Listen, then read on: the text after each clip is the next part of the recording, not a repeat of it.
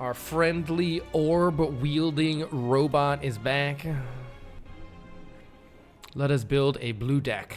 So today we have these 4 options for our starting Defect run. We could transform a card. I kind of like the potential of that. Kind of just lets the game randomly decide which way the deck will go. That could be fun. I'm not a big fan of 7 max health just because it's not very interesting. I want something more fun. I would take a curse for 250 gold if there's a shop right at the start, and there is right here. So that could be an interesting start. So let's say we go into this shop and we proceed along this path. What sort of options do we have available here? Let's look at these elites. How many elites? Oh my god, there's like a brutal path over on the left here. I can mark that in red.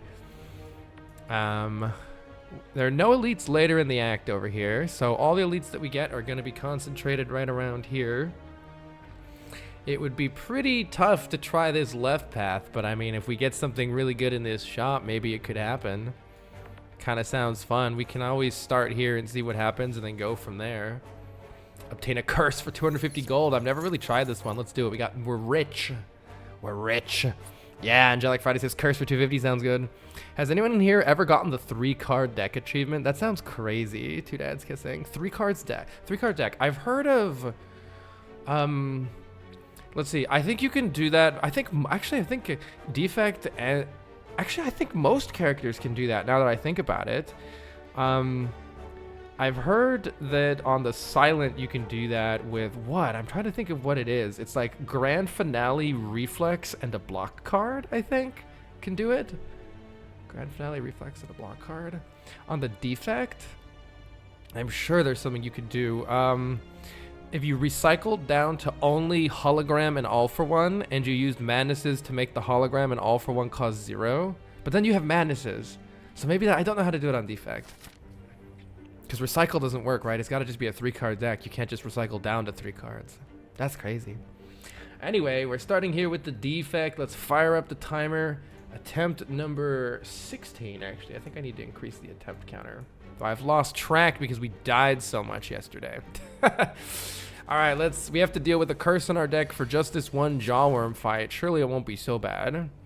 Let's get our lightning orbs cooking. We're going to take 7 damage here because, well, I drew 2 curses. That's why adding curses to your deck is a problem. But this will be the only fight that we have to worry about having 2 curses in our deck. So let's dual cast that orb, and we've nearly got a win here. Jawworm gets 9 block, though, so we just have to get through that, and we're good. We got a weak potion. Help us reduce monster attack damage. And our first card here, let me look at the boss that we're fighting, actually. Which boss is it? It's Hexaghost. Hexaghost is a boss where we're going to need consistent, sustained, high damage throughout the fight because you're kind of on a timer. Hologram turn 1 is kind of interesting, whereas Sweeping Beam is more direct damage. We don't necessarily need the AoE right now, but later on we'll probably appreciate having a Sweeping Beam in our deck. I think these 2 cards are really good. Storm, I feel like you need some more powers in your deck before you can take it. Let's take the Sweeping Beam. It gets the job done right now for some damage and will help us every time there's a whole lot of different enemies in the fight. All right, so here is our shop.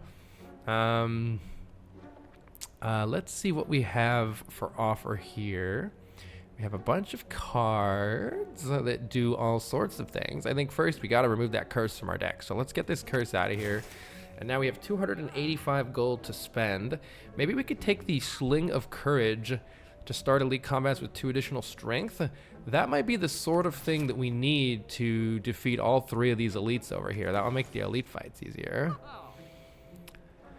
If we take the Sling of Courage, then we don't have enough money for any of the other relics. I don't think Blood Vial's strong enough. It's just 2 health each combat. Hopefully we'll save a lot more than 2 health each combat just by killing things faster. I'm also eyeing this Fire Potion. Fire Potion is a fantastic potion for churning through some elite fights. And then Chaku requires playing lots of attacks. I feel like it's not the best relic on the Defect unless you build like a 0-cost deck with all for one, perhaps. So I am tempted the most here by this Sling of Courage. Let's get that. And then we could take a beam cell for more just straight up immediate attack damage. Might be useful, or even another sweeping beam. Beam cell goes well with sweeping beam because if the sweeping beam draws it, it costs 0. So usually when you have card draw, things that either require 0 energy or give you energy are made better as a result. Similarly, you can make an argument for dramatic entrance. I could afford sweeping beam dramatic entrance and we will be fantastic against AoE fights. But I think it's important that we take this fire potion. It might really bail us out against one of these elites. You could also make an argument for dropping the weak potion and taking the attack potion, because that's another sort of thing that would be good there. I'm going to take a beam cell too. Lots of good cards added to the deck that can deal a lot of damage really fast. And of course we've drawn no attack damage with our beam cell, so that's the downside of the beam cell. You start with 2 strength, so dramatic entrance is even stronger. Yeah, it's only 2 strength against the elites, so that would only be 2 damage against 2 of the 3 elites, so it sounds good, but it's not a whole lot of extra damage unless it's sentries, and we're already pretty good against sentries. Let's play a defend here, so we're only taking 1 damage. Yeah, only on elites. Hi, Lynx. Hope you're doing well. You have 400 points on the line. Hey, Angelic. Welcome, everybody. Evolve Fire Breathing is really fun. You press end turn to win the fight by like $60 just by drawing. Yes, it's so cool. We can just win here, which is good, because then we don't take damage. All right.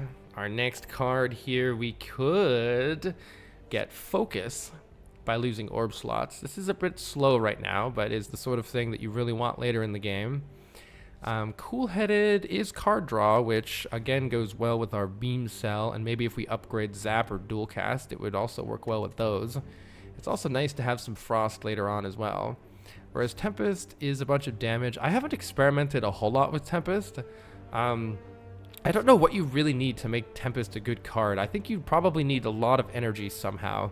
And I know you can get that with like Fusion and Meteor Strike and cards that like evoke the plasma orbs. The plasma orbs give you energy.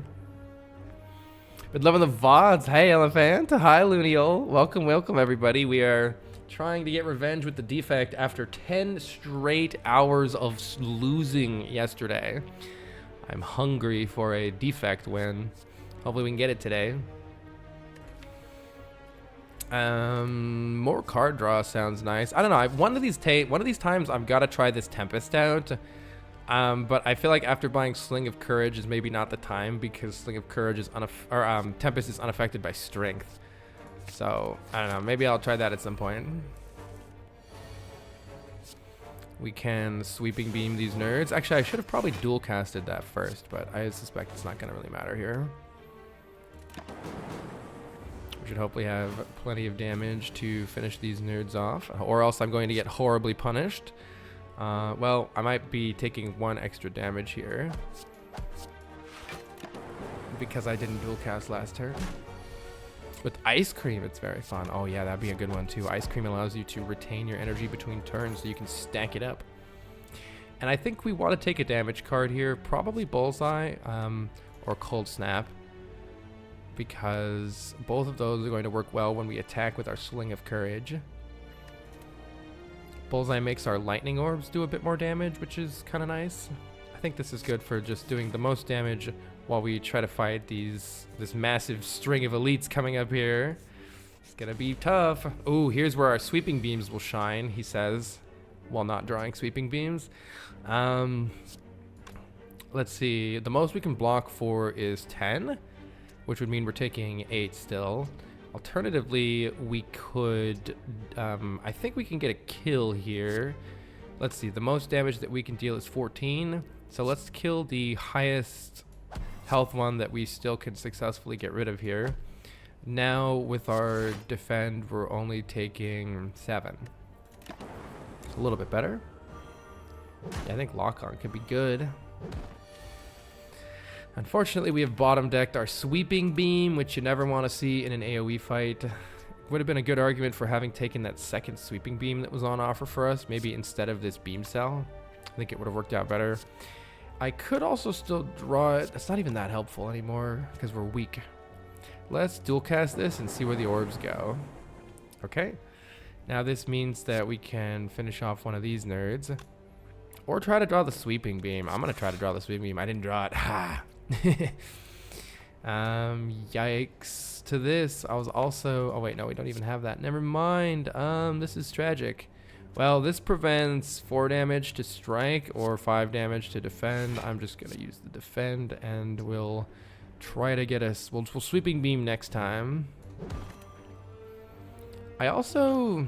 There's a chance I'm gonna get another potion. It's a pretty weak use of this potion to prevent 2 damage. Like I should have done it last turn, but I'm kind of banking on a high roll that that potion is going to be useless if I don't just use it. Because oh god, am I still taking more damage? Yikes! And depending on I think I'm still taking more damage because it takes 2 strikes to kill these guys. I'm taking 2 more. Lowest damage targets. We need a high roll, I think, here because we have so many elite fights coming up. So basically, I'm like doing something that, see, well, maybe next time we'll get a, potion. But yeah, alas, I think this road is probably dead. We'll try though. We will try. What do we need to defeat a bunch of elites right now? I think we need rebound. It's a damage card. We do have Sling of Courage, but we've drawn a bunch of Garbanzo beans on the first turn here. Not looking good. The knob is going to get us. The knob is going to get us. Bullseye will help a little bit, and so will this fire potion. It makes dual cast deal quite a substantial amount of damage. That did 24 damage. So we have to hope that we're getting a kill next turn with Beam Cell and a bunch of strikes. And so good luck to us. We gotta draw Beam Cell and a bunch of strikes here. We have very exactly 1. Nice. And hoping, we do. Okay, we get a bag of preparation. 2 more cards at the start of each combat. That's great. We did get that potion back, which is fine. And so now we could take a little more card draw or something to do with our card draw. Or some scaling for later if we're confident that we're not going to die to this Burning Elite. I'm not confident that we're not going to die to this Burning Elite. Go of the Eyes is really good against Lagavulin. Kind of blocks for 5 for 0, which is nice, and deals a little bit of damage. Whereas it's not very good at all against the Sentries. Against the Sentries, we would appreciate Compile Driver.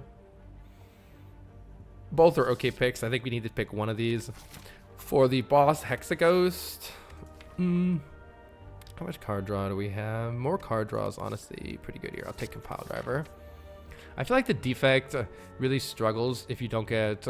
You'll often find like cards like Turbo and Recycle, and they really require you to have energy. Or sorry, require you to have card draw. And so having a bunch of early card draw seems pretty good on the Defect. I'm going to kind of experiment with that more. And if we're going to upgrade something... There's actually a bunch of really good upgrades here. However, we have to do 2 elites. Well, I guess we could nope out of this one, but I would like to do... Oh, God, look at all these combats. It feels like we may have to rest here, but it looks suspicious either way. Let's see what we can... Let's trade this rest and upgrade for the potential to get some really nice relics, money, and card rewards from defeating the elites. I'm not going to distill Chaos yet, but I'm nearly there. Let's see. Let's rebound this Compile Driver. We could actually kill this nerd with a Fire Potion almost right away here. You know what? Maybe I will distill Chaos. There's so many good things that could happen, and we'll be... Oh my gosh. All right. Nice, nice, nice. Yeah. This is fair. This is going great. I think I must play this Sweeping Beam. And so I think we're going to take this 10 here, but maybe that's the only 10 we're going to have to take if everything goes well. Leo, thank you so much for the sub. Silent runs today. I won with Silence, so I moved on to the Defect. I'm going to keep playing the Defect until I get a win with the Defect. I'm hungry for that W. Is there a chance we can get a kill here? I suppose it depends on what Cool-Headed draws. We should shuffle as much stuff back into this draw pile as we can. There's a lot of dazes in the... There's only 3 because we killed so many of them, but the more cards we shuffle back in before I play Cool-Headed, like if I play some cards, go into my graveyard, and then I play Cool-Headed, those cards that I've already played will get shuffled back into the deck, which is nice for the subsequent turns here. I would be nice to not use the fire potion here, so let's play defend. I'm gonna play the Cool-Headed so that in case I draw a defend, I can play it and not take any damage. There we go. There we go. All right, I think we've got some damage here, but is it enough? Let's see, we have 9 plus 11 is 20. Yeah, we definitely have enough here. And we can actually rebound this compile driver, so we draw it again next turn. Nice. This fight went really well for being a Burning Elite. These guys got an extra 4 block per turn due to the Burning Elite thing. And that's going fine still. Okay, we can't get a kill this turn. So I'm just going to dual cast the Frost Orb. We do lose the Frost Orb, but hopefully we can finish the fight before that matters. And it looks like we can. Let's go. Angelic Friday, thank you so much for the sub. Much appreciated. Interesting. We have a Shuriken. Every time we play 3 attacks in a single turn, gain a strength. That sort of works with our Sling of Courage, but Defect is kind of strange to take attacks on. I guess the game is telling us to take more attacks. We have an attack potion. And then the game tells us with our relics to take more attack cards and with our cards to take more orb cards. We have a rare card very early here. Biased Cognition gives us a lot of focus, meaning our orbs are going to be very powerful, but then we lose focus after that. I think I have to take this. It's a rare card, and it's a really good rare card that can be a core component of a winning deck. So Hologram is nice for getting back our attack cards if we did want to go that route, but it's so hard to turn this down. It's so hard to turn this down. Oh, I'm gonna take the Bias Cognition here. We still have another Elite to fight as well, and a ton of combats after that if I go that way, but maybe we can take it. Let's see what we get here. Gold-plated cables. Okay, your rightmost orb triggers its passive an additional time. So basically we have some strength relics to make our attacks better, and now some orb relics and an orb card to make our orbs better. I feel like we want to use attack cards to deal upfront damage, and we want to build around orbs to defeat the late game. Let's keep taking elites. The knob is back. We have 2 potions. We have so much good stuff here. This should be no problem. Bullseye plus dual cast is giga damage right now, so knob's already down quite a lot. I'm gonna play the Biased Cognition even though we don't have any orbs, because none of these other cards are gonna do anything. So if we get some more orbs, maybe it'll do something. Wait, I should have played the Bias for I should have played the Bias before using dual cast. That was a massive mistake. Rip. Let's see, we have 28 damage. We could get a kill with the Fire Potion right now. I don't think there's any need to do that. Fire Potion, I think, is usually worth more than 8 health. So let's just rebound the Compile Driver, and we'll take our 8 here and be pretty happy, I think. We'll use the Fire Potion later if we need it. I think if I replayed that fight and I played the Bias Cog first before the dual cast, we would have gotten a kill and not taken that 8, would be my guess. Let's see. Orbs and attacks is a good way to combo with everything we've got going here. Orbs plus attacks sounds good to me. We do have some difficult fights coming up, which is another reason I wanted to save this potion. Look at these nerds. These nerds are rough. So let's see what we could do here. We should definitely use a potion should we need it. I'm kind of tempted by using Bullseye and followed by Dual Cast, but it would be nice to get some block here at some way or another.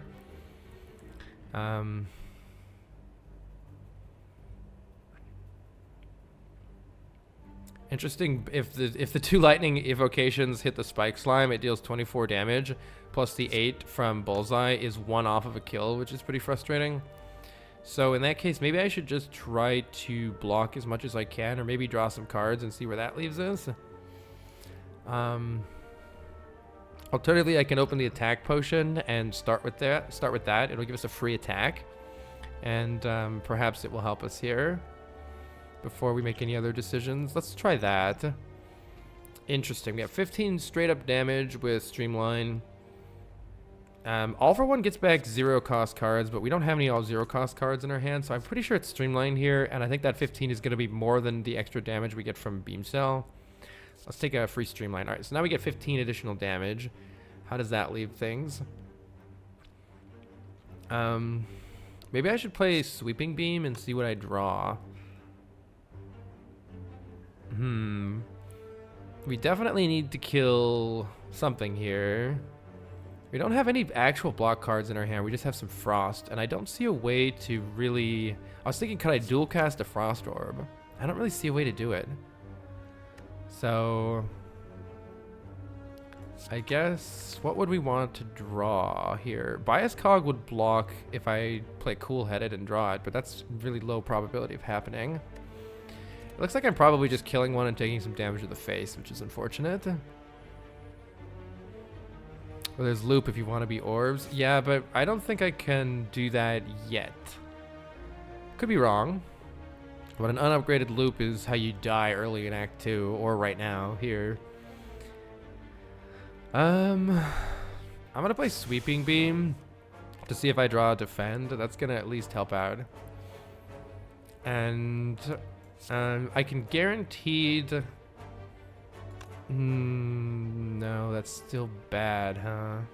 Still bad. I don't know how to actually play this Defend and get a kill here. Dang.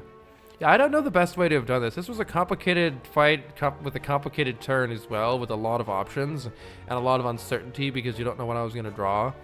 So I don't know the best way to have done that fight. Probably not how I did. Yeah, kill Slime, take 13. I'll take a little less than 13 because of the Cold Snap, but it's pretty sad. I'll play the Compile Driver here just to see what I draw and get... Yeah, I just more defense, but it's not really helping. Kind of sad here. We're taking 11, which is not good for the upcoming fights that we have to deal with. I'm going to play Bias Cog because it's actually producing block here. And I'm going to probably rebound a Defend so that next turn we're not taking any more damage.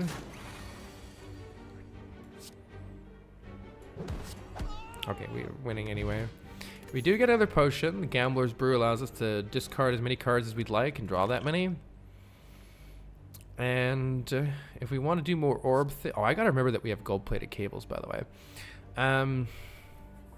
I could have maybe blocked a little more last turn by playing dual cast and then using gold-plated cables to trigger the passive of the Frost. I think I could have saved 2 health last turn by using the gold-plated cables on a Frost Orb. I say, little fool, thank you so much for the sub. Hologram is fantastic. Allows us to manipulate the deck a little bit. If something gets discarded, we can draw it from the discard pile. Who do we have again? We have Hexaghost. Recursion's nice if you can upgrade it because it upgrades to 0 cost. But without the upgrade, I'm going to take a Hologram. And we're kind of in a rough spot here. Hopefully we can deal with 2 more fights. This guy shouldn't be too bad. Smiley face. And we do have potions if we need it. In order to not take damage, I'm going to play the Cool-Headed and see what it draws. And then probably the Compile Driver. Then we're... looks like we're taking more damage here. I don't have dual cast and I can't get a kill. So maybe I shouldn't have played that. Maybe I should have played Compile Driver to deal damage. Once again, struggling here to actually full block. 40% potion chance. If I had added the goal for the eyes earlier, I forget what I added instead. It might have been a little more helpful than some of these cards that we're getting.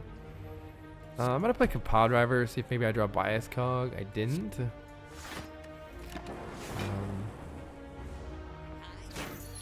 So we're taking more damage. Not good. Not good. Let's see. This is hitting for 13. I can hologram. I can dual cast, hologram, dual cast. What other options do I have? I can hologram. Let's see, I'm blocking for 2 here. This is 5. If I hologram a defend, that's pretty simple, and we're only taking 1 then. Is there some way I can get a kill right now with the hologram? This is 13 damage, plus 3 is 15 damage. What's my highest damaging card here? This one would deal 12, though it's just shy of a kill, unfortunately.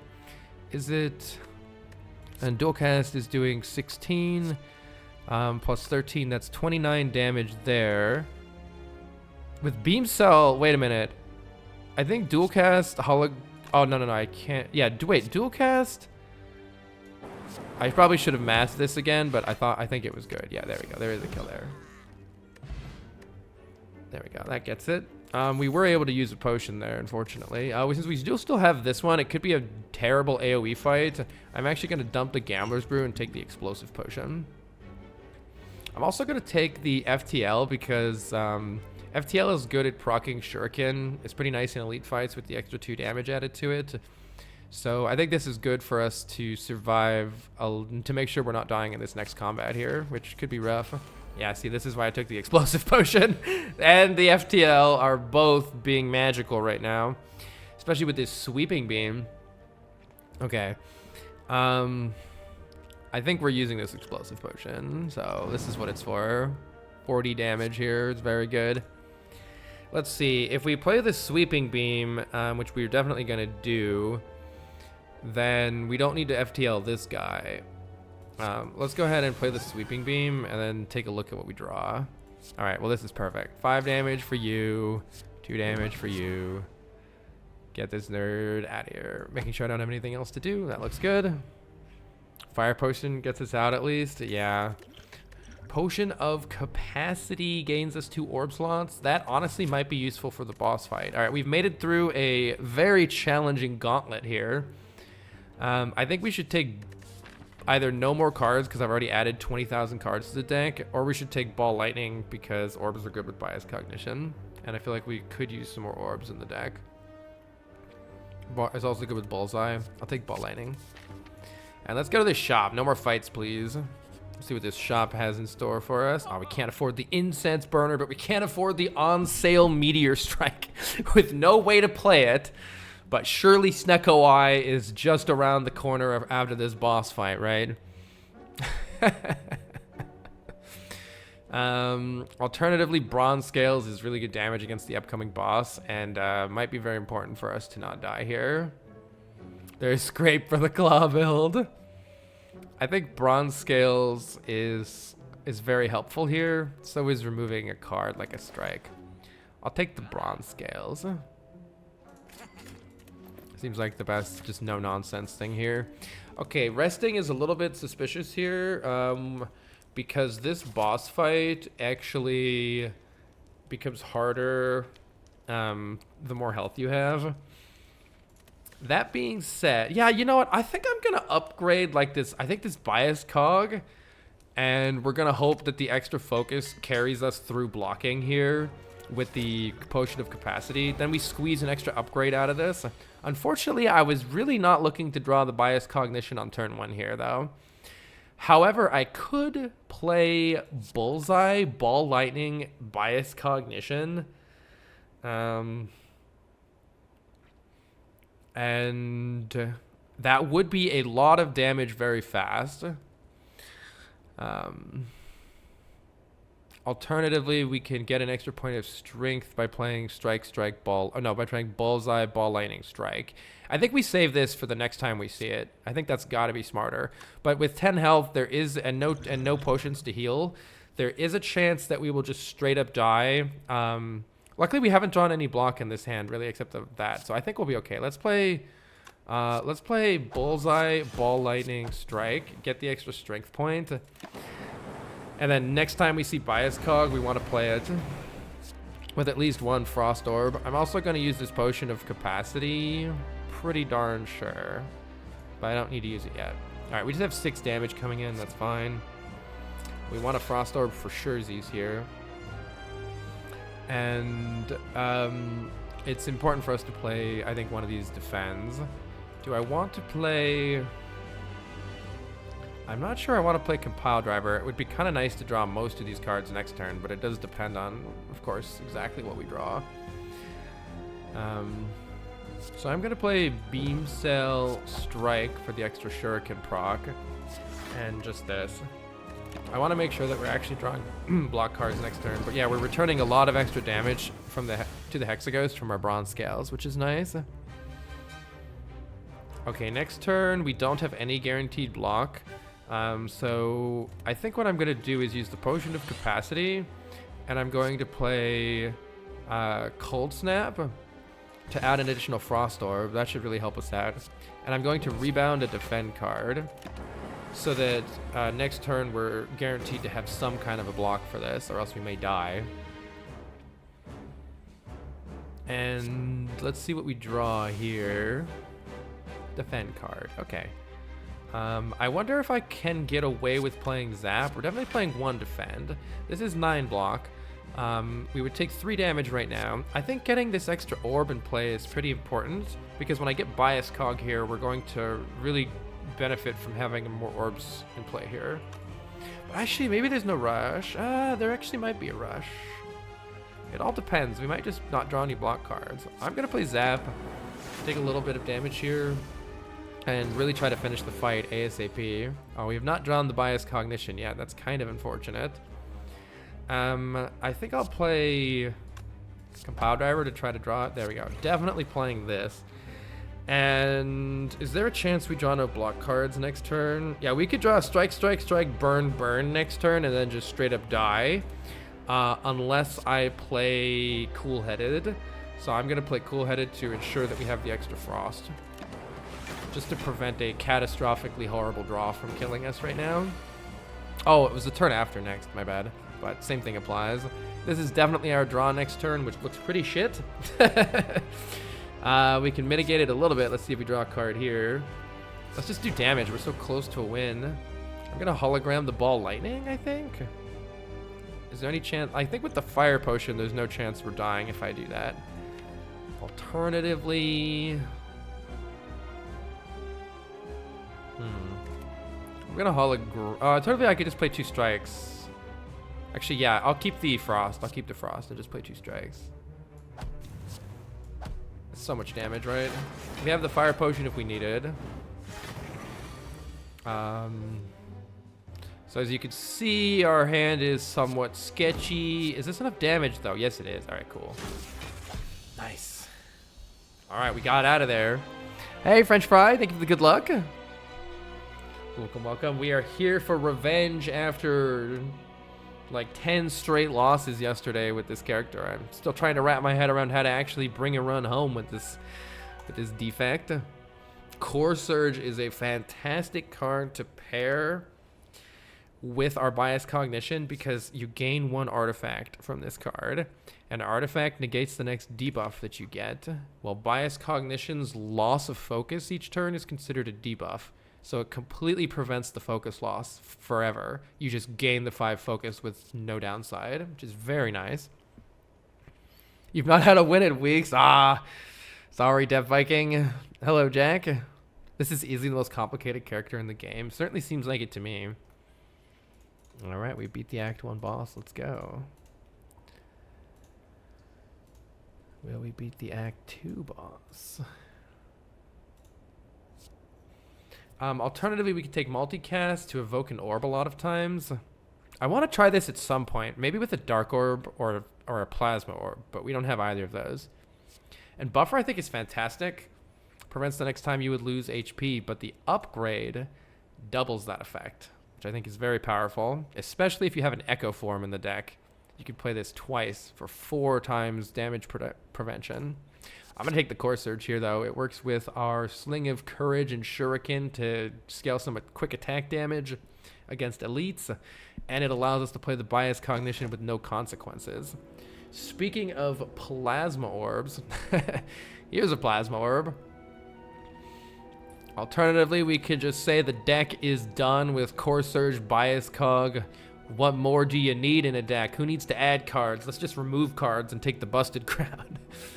I don't know. See, this is where my inexperience with the Defect really shines, because if you asked me what does this deck still need in order to defeat the late game? In order to defeat the upcoming elites, and then in order to defeat like the Act 3 bosses, and in order to defeat the heart? I really could not tell you at all. I have no idea. I know that it would benefit from cards like Seek, so that you could like set up this combo faster. And I know that a card like Glacier would definitely help the defense of the late game. And of course a lot of upgrades would help, but I don't really know other than that. Energy is definitely one. Yeah, and so that's why I'm looking at either the nuclear battery or the busted crown here. I feel like with the Black Star, we might just die immediately. Taking Black Star with no, like, I don't know, with no acceleration on the deck is scary. We have a tiny bit of acceleration with like FTL, or if we draw the bias cog, like it's kind of a fast burst of power. But overall, I feel like this deck would die so fast with Black Star. So some acceleration would include 1 energy per turn from the busted crown, or just starting with the plasma. One of the downsides of starting with the plasma is once you evoke it, it's gone. But I don't know, I'm thinking the nuclear battery is the way to go here, because then we can still see card rewards and try to find some last pieces of the puzzle to continue making the deck better, whereas Busted Crown limits our potential to make the deck any better than it already is, and it definitely needs to get better. This is a game of numbers, and we have to have enough output to not die to the holo combats, not die to the elites, and not die to the bosses. Yeah, and energy is a really good way to increase output, especially when you have card draw, because Cool-Headed and Sweeping Beam, and in a sense, Hologram, and also definitely Compile Driver, are definitely all going to benefit from just having more energy. They allow you to dig deeper into the deck faster to get the cards that you need, and to continue to do things like generate orbs that are going to have increased potency because of bias cognition. So I think taking energy was very important here. That much I recognized. But what to add to the deck at this point, I'm not 100% sure what is best here. Like, is this a deck that could take 4 elites? Because there's 4 elites on offer on the left side right here. Let's see. Alternatively, if we wanted to take a more conservative path, we could maybe remove a strike, maybe 2 strikes at these shops. Fight just 1 elite after a campfire, and then fight another elite after a campfire here. So this would be a much more conservative path. Though when you take these hallway combats, is anything really conservative in Act 2? Oh my god, on the right side there's a million. I think there's a way for me to clear these, right? How do I do this? I swear there's some. What is the hold shift to show instructions? How do I clear all these? Control right click. There we go. And how do I clear? I accidentally drew on it, which is kind of fun. How do I do that? How do I draw? Oh, that's how. Wee, look at that. I can draw on it. How do I clear that? This is a cool mod. Let's see. Alt right click. There we go. That clears it. Anyway, this pad looks very interesting. Look at how many rest sites there are. I think this might be a really nice path, but the downside is there are no shops. But yeah, it's Campfire, Elite. Campfire, Campfire, Elite. If we wanted upgrades, that would be really nice. Taskmaster kills you, I think. If we play the bias, it just depends on the draw order of the bias cog. If we get the bias cog early and then we generate a lot of orbs, then hopefully we'll be okay, especially with a fire potion. So this is a more conservative path if we value upgrades here. Right now, I'm not sure how much I value upgrades. Upgrading Cool-Headed and Hologram seem important. Unclear to me how much the other upgrades are actually mattering. Zap and Dual Cast are a little less important with the energy, but only a little. Maybe those could still be good. Especially because we have a lot of card draw with Compile Driver. This deck's interesting. I'm very curious to see how it performs. Shy, thank you so much for the sub. You just need to find Bottled Tornado and Bottled Flame. Easy. What's the Core Surge upgrade? Yeah, it's just damage. So it's 4 additional damage, which isn't nothing, but I wouldn't say it's super important.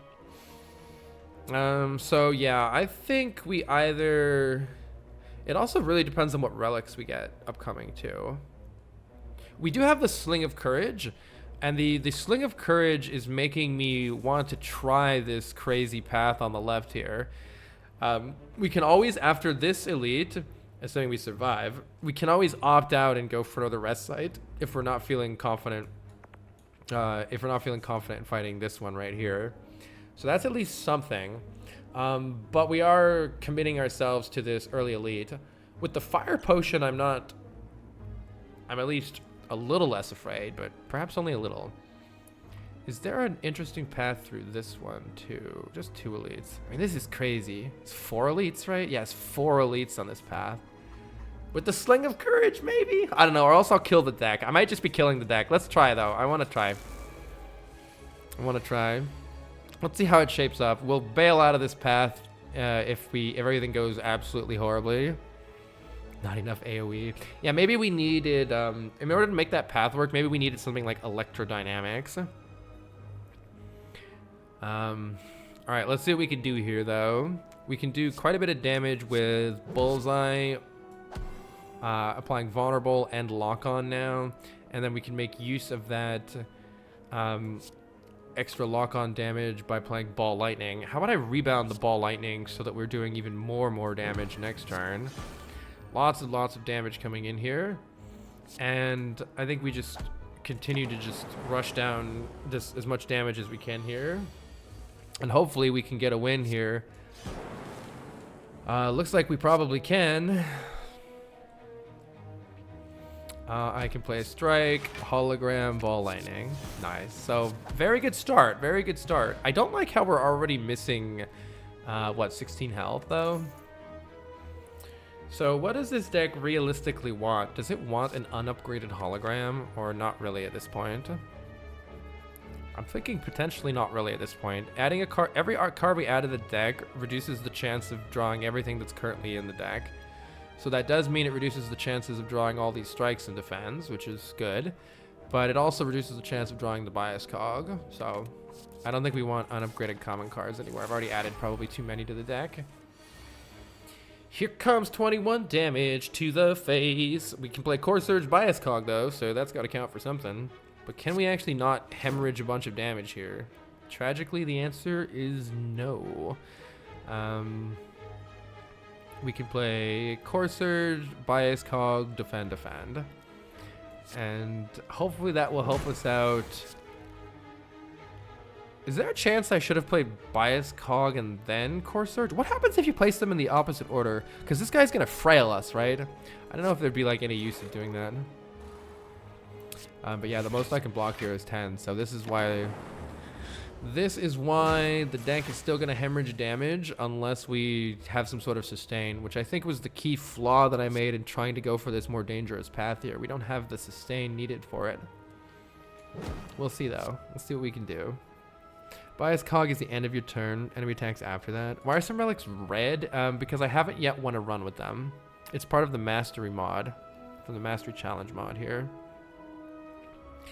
Unless we're getting a kill this turn, then I should probably hologram a block card or something.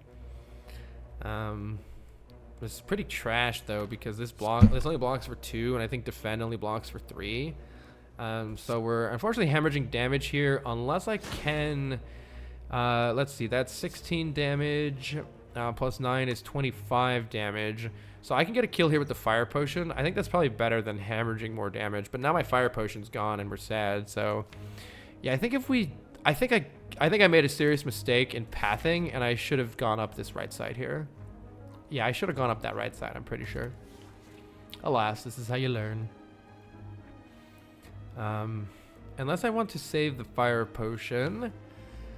What are my odds of getting a kill next turn? I think it's probably pretty good. So what if I hologram the best source of block here? It's only +2, +3 for the Defend. So we're taking 7 to save the Fire Potion. I probably should save the Fire Potion, with the hope that this actually saves it.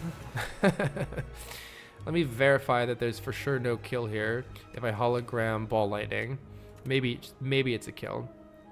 So if I hologram Ball Lightning is going to deal, it's vulnerable, and I have 1 strength. So Ball Lightning is going to deal 8, and then with the vulnerable 12 damage. So it's going to deal 12 damage. This will evoke for 13, doing 25 damage. And then we're going to have 2 lightning orbs for plus 16. 25 plus 16. Holy shit, is exact lethal if I play ball lightning? If I did the math right, please tell me I did the math right. Yo.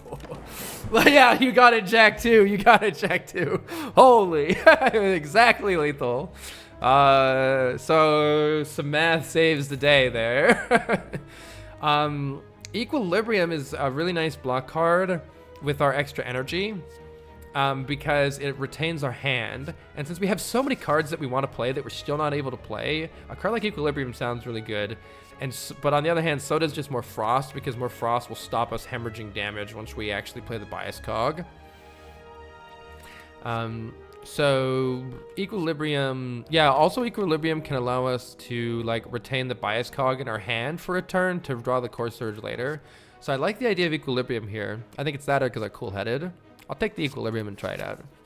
Really would like a, oh god, I want to heal, but do I need to take this heal so that we don't die to this elite? Please tell me no. I really want to add a card here.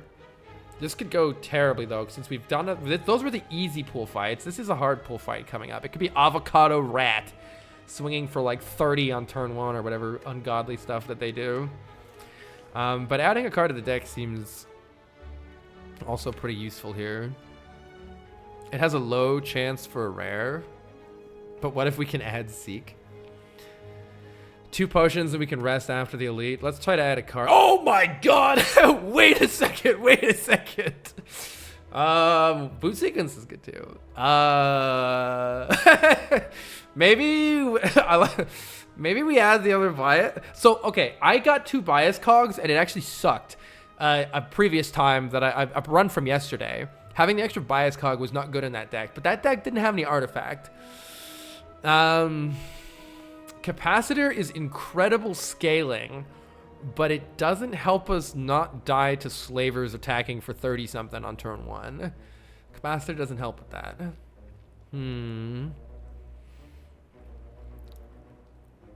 Self-repair also is good.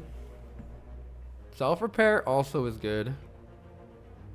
But it's still 2 bias cogs. Bias cogs, I think, have late game potential and right now potential, which I really like. So for me, it's self-repair, bias cog, or capacitor. And I don't know which is the right call here. It might be too late for self-repair. We needed it 3 floors ago to not already be losing a bunch of health. I think we need bias cog. Bias cog, we don't have to play both of them. This improves the probability of drawing one with the Core Surge. So let's start with that. I will take a relic, please. Give me anything to help. Thread and Needle, 4 block each turn is like exactly the tiny little bit I feel like we need to not die right now. I'm totally down with that. And we have a Snecko. Let's see if I can draw something with this Cool-Headed. In fact, maybe I rebound the Cool-Headed. So that next turn it's kind of whatever though. We're gonna be confused. But having some extra Frost might be good if we do get that bias cog. I think I play this. I'm a little concerned playing this, but only a little. I think we play it. This thing will hit us really hard, really fast. I'm gonna play it. And then we can do quite a bit of damage with Zap. Let's try to rush it down here. Never win without at least 10 claws. Do you have the means to create 2 artifacts? I don't think so, because Core Surge exhausts when you play it. So if we got like maybe an Echo Form or something, perhaps. Classic Snecko hand, 2/3, 2/3/3. Oh my god. This is in part why I played the freaking bias cog. Let's see. I think I'll play Cool-Headed. Maybe I want the energy next turn. I feel like, nah, I want damage right now. So maybe the energy right now is good. I want damage and block right now. Let's try to draw another bias cog. There we go. All right, now we just want to deal damage. Lots and lots of damage. So I think I play the Ball Lightning for sure here. That's going to do a lot of damage coming up. And I'll keep these 2 cards in my hand, even though I don't think it really does anything. We do have the gold-plated cables that is activating the lightning twice. I really need to make sure I don't forget about that. Another kind of garbage hand here, but I think the bias cog is going to carry us. We have 8 block there. And I can play Bullseye for Giga damage. And Cold Snap is going to either... Yeah, it's just going to get us a kill. All right, nice. That went great. We didn't take any damage at all. And do I want this energy potion or this explosive potion? I think the explosive potion is even better than the energy potion since we do have the plasma. For not dying horribly to a whole bunch of AoE to our face. I'm not sure we need any more of these cards. I don't think we need any more unupgraded ball lightnings in the deck. All right, elite fight, let's go. It is the Slavers. The Slaver, the Taskmaster, and the Slavers. We have unfortunately not drawn Core Surge, but let's see what happens after this FTL. Dual cast, huh? All right, let's see how much damage we can deal with what we already have in our hand. It's generally pretty good in this fight to kill the back Slaver as fast as possible. We do have a little bit extra damage from our Sling of Courage here, so we can deal 9 damage to the back one. 9 plus 8 plus 8 is 25 damage. That is in range of immediately killing with the Fire Potion. That seems okay. I would also like to block. What do I need I need to deal, what, 21 damage to you? I can't quite play this Equilibrium. I'm trying to find a way to play the Equilibrium here and still kill this one. Can we dual cast the Plasma? That would give us 4 energy. That sounds like a great idea. So I could play Ball Lightning here to generate a Lightning Orb. Cool Headed to evoke a Lightning Orb and mainly just push the Plasma to the front. That takes 2 energy. Then I can dual cast the Plasma. So we've lost 3 energy at this point, but then gained 4. So we'll actually be at 5 energy after that. That sounds great. That's got to be the play here. Maybe I'll do the Cool Headed first just to see what we draw. Rebound. Okay. This is going to evoke the lightning. Oh, and it hit the back one. Wow. Wow, wow, wow. All right. Well, now we have lots of energy to work with. Really good turn 1 here. I could even like rebound the Equilibrium, which is kind of interesting here. Rebound. I was trying to see if maybe I could... 1, 2, 3, 4, 5, 6. We have 6 energy in our hand, so we're only not going to play 1 card here. Maybe I can get away with using the Explosive Potion and keep the Fire Potion. I think the Fire Potion is better against Book of Stabbing, so if we could use the Explosive Potion instead here, that might be nice. So let's say I play... Let's say the only thing I don't play is 1 Strike here. Rebound and Strike, take this low enough that the Explosive Potion kills it. So then I can play Defend and Equilibrium, which is full blocking this turn, and I can rebound the Equilibrium just to guarantee that next turn, no matter what our draw is, we're not going to take any more damage. We'll have Equilibrium then. I think that's a good play. We're only going to have 3 energy next turn, though, which is a little bit sad. And our strikes are dealing quite a bit of damage, but I think it's okay. I think it's okay. I'm going to play Rebound Equilibrium here. I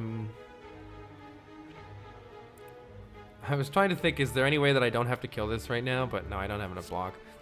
Right? This is 18 plus 4 is 22. No. So let's finish this one off with the Explosive Potion. Maybe I could have kept all my potions. Maybe actually it would have been smarter to just keep all my potions here. Didn't really think about that. We do get the extra 4 frost from this, actually. I think there was a way to keep all my potions there, and maybe I should have done that. We'll see, though. I was a little bit worried about this turn with only 3 energy. We're blocking 4 here, 13 here, so we're full blocking if I just play Equilibrium Defend. But how are we dealing damage and winning? I feel like that needs to happen at some point. Sweeping Beam is actually a lot of damage to them because we have 3 strength in this fight. I guess it's just like a Sweeping Beam plus. So the amount of damage that I have... Oh, no, I'm weakened. I'm weakened. Yeah, so I can set up a Defend to save the pot. Maybe would have been good. But having the pot here might still be useful. Yeah, the problem now is we only have 3 energy since I evoked the plasma last turn.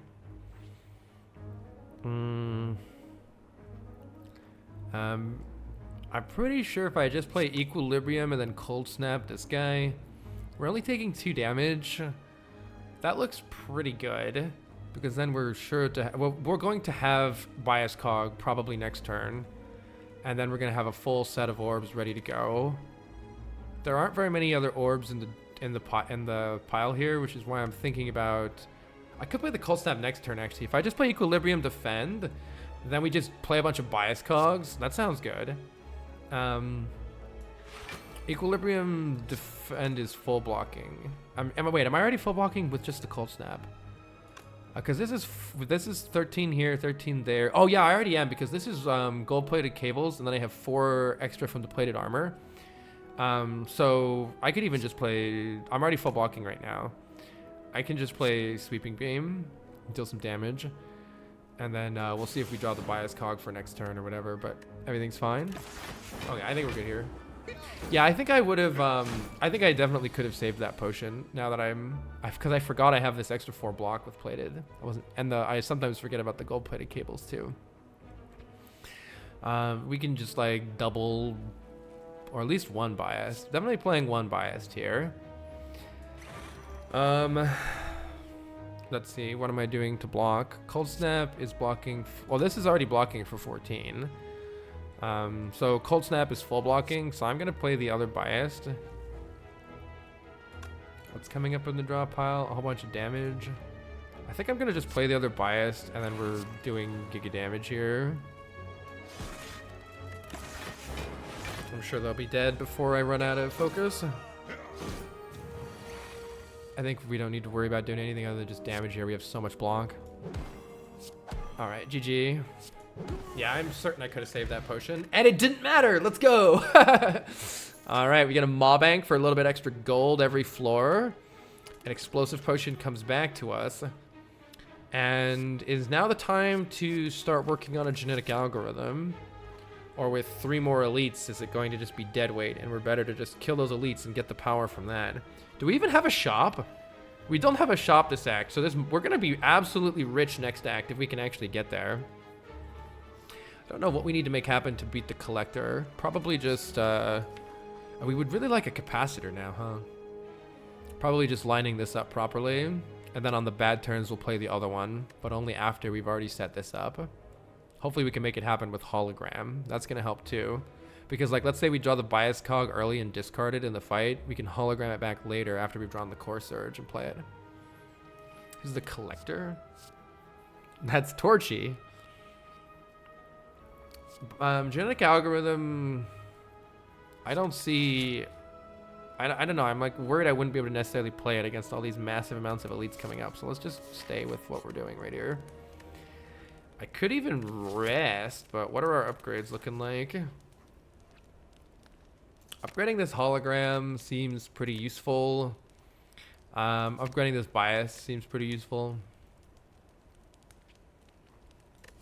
I'm gonna be super sad if we die to these 3 fights here. And then I will have definitely wished that I had rested. This upgrade helps us though. Helps us in the fights. This is going really well and we have 2 potions. I'm gonna just greed more upgrades here. Let's see how this fight goes. Having the Bag of Prep is so nice too. It's really helping our turn 1s like just immediately pop off. Sleeping Beam is good here. Order. Would have appreciated this first. But I can kill both these nerds, so that seems good. In fact, the Beam Cell with the Shuriken proc is killing this guy. So I can actually Cold Snap you, Bullseye you, and then just kill this guy with Beam Cell. With the Shuriken proc. For extra strength. Okay. Good start, good start. Hopefully we get a resummon here. Nice. Do I play this first bias right now? I think the answer to that's probably yes. It takes 5 turns for us to have actually lost focus. That's gonna take a long time. especially because I could do a lot of damage right now with what we have. So let's just rush this nerd down. Turns out Bias Cog is a good card. Turns out. All right, we do have a giga damage coming into our face. But we're also, I need to pay attention to this. We're gold-plated cabling the plasma, which is why I have an extra energy this turn. That's pretty big. 8 damage right away from this. Let's start with you on that, because we definitely want you to die.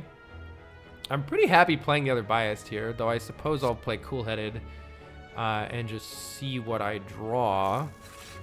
It is unfortunately just a strike. But I think there's no chance that we don't finish this fight here. So let's just deal giga damage, kill these nerds. We can play every card in our hand. So what's the least stupid way of playing every card in my hand here? I think I want this guy to definitely die, so let's just do this. Save our potions. We only have 20% potion chance, so let's save him. Leap is better defend. All right, that went extremely well. This deck is absolutely popping off, and we got another potion, which is ridiculous. Sundial will give us energy every now and then when we shuffle our deck 3 times. Oh my god, we have another Core Surge. Are you kidding me? What is this deck? I mean, Electrodynamics sounds fantastic, but my goodness, how do I turn this down? I don't think I can turn this down as much as I want this for AoE damage. Are we dying to Reptomancer if I don't take Electrodynamics? I don't know. I hope not. This sounds... I'm going to do this, but I don't know. I don't know. I hope I don't die to lack of AoE. Let's keep fighting. We're doing so well here. A little bit of extra health or Sapphire Key at this point. I think I still want the health right now. There's a chance that we'll get benefit, like a better relic later, but I definitely don't want to die to these 2 elites right now. 1 or 2 more frost, more draw, more energy.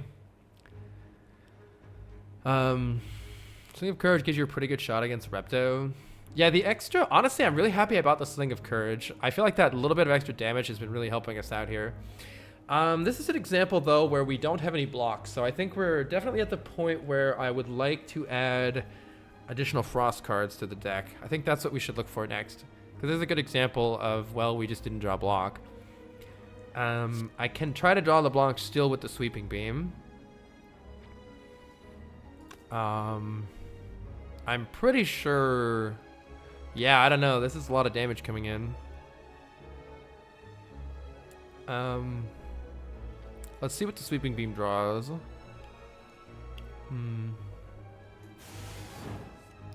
Uh-oh. Well, this is why I was concerned. This makes me think that I was actually just getting lucky draws previously. Kind of a yikes here. Can I get a guaranteed kill on this guy with the Fire Potion? We can deal 33 damage with Fire Potion plus Core Surge. 33 plus 9 is a guaranteed kill right there. So we could do Core Surge, Bias Cog, Ball Lightning, Fire Potion, and take 20 damage to the face. I don't know what else I can do that's better than that. Ascender's Bane, my beloved Cortania, hello. Thank you for the 55 months. What's the build here? The build is a whole bunch of Core Surges and Bias Cogs and not nearly enough block. Don't use potions. I'm not taking 14 damage here. I'm using a potion for sure. Unless I can kill this guy without using the potion. Definitely not taking the 14 here.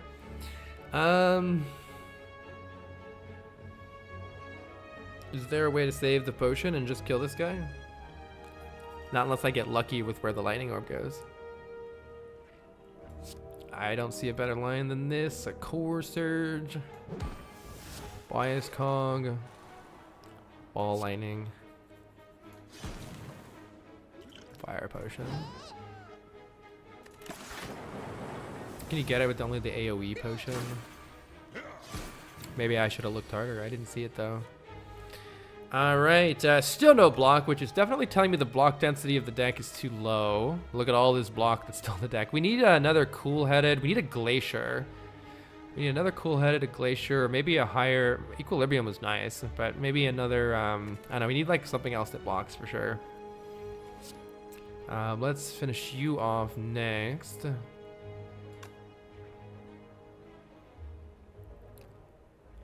Rebound FTL is 20. See what we draw. Okay, we're drawing the cool-headed. I think we definitely want that for a block here. I could also see where these orbs go. Let's see. Cool-headed is most of the block that we need this turn. Yeah, cool-headed is enough block this turn, so we're pretty good on block now.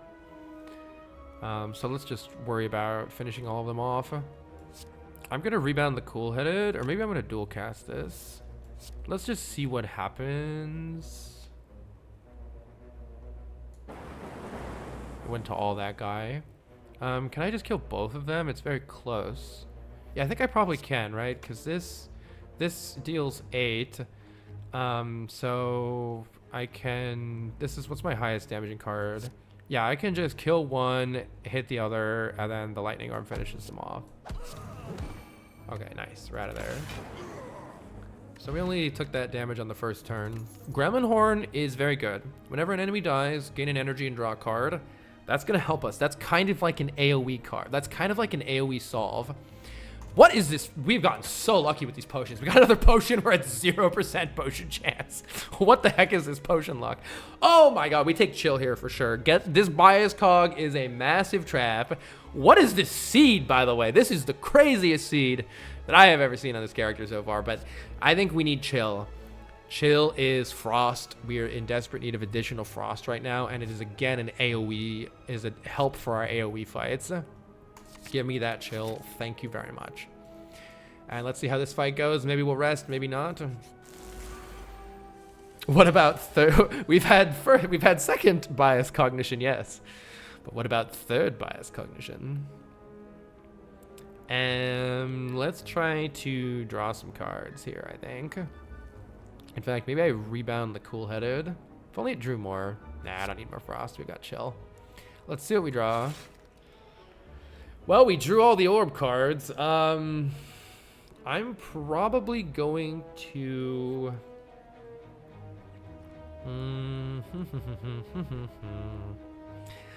What do I want next turn? I could rebound ball lightning here for some extra damage, or I could... We've drawn like all the frost though, so ending with 2 frost here might be important because we might not draw any more frost later. Unless I rebound it. I could rebound... rebound the cold snap or something. So we're making sure to draw some next turn too.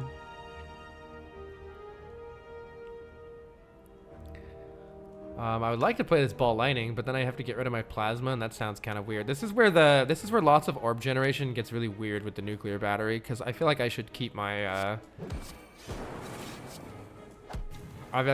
plasma. So I'm not gonna play the chill or anything. We can hologram it later if we need it. Yeah, we get the 2 energy here. That's exactly what I was planning. Let's see. We can draw some cards with the Compile Driver. Let's see what that does. We're close to maybe getting a kill here too. Let's see what the Compile Driver draws before we make any decisions. Well, all right. Thank you for making the decision for me. We have lots of good things here. You're almost dead already. I think we're pretty set.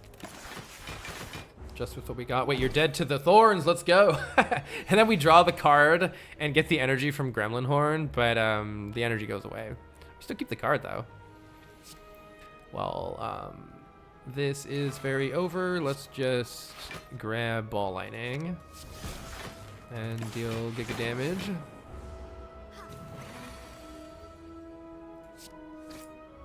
Nice. All right, so the combats went exceptionally well for us. We have literally 0% potion chance. Oh my goodness. I think these upgraded cards are bait, and we want Glacier. I feel like Glacier is very nice with all of this focus that we have. We were kind of saying we wanted like maybe one more block card in the deck. Heat Sinks is a lot of card draw though. With it's only 2 bias cogs, right? Yeah. Heat Sinks Plus is tempting, but I'm taking Glacier here. You really like Charge Battery. I just like Frost Orbs. I just like Frost Orbs right now. And I am going to definitely continue to greed upgrades. I think. Starting with Chill in our opening hand, there's definitely like a potential for that, but I think we want the card draw. I think the extra card draw is gigantic here. It helps us get to the puzzle pieces that we need to find faster. And I think that's important. So is upgrading the hologram for a similar reason, because it doesn't exhaust when you upgrade it, so you can keep using it in long fights multiple times. I'm going to take the card draw here. Seems good. And we have potions for this elite. It is finally the Book of Stabbing. I'm very curious to see how we go here. We do start with the Core Surge, which is great.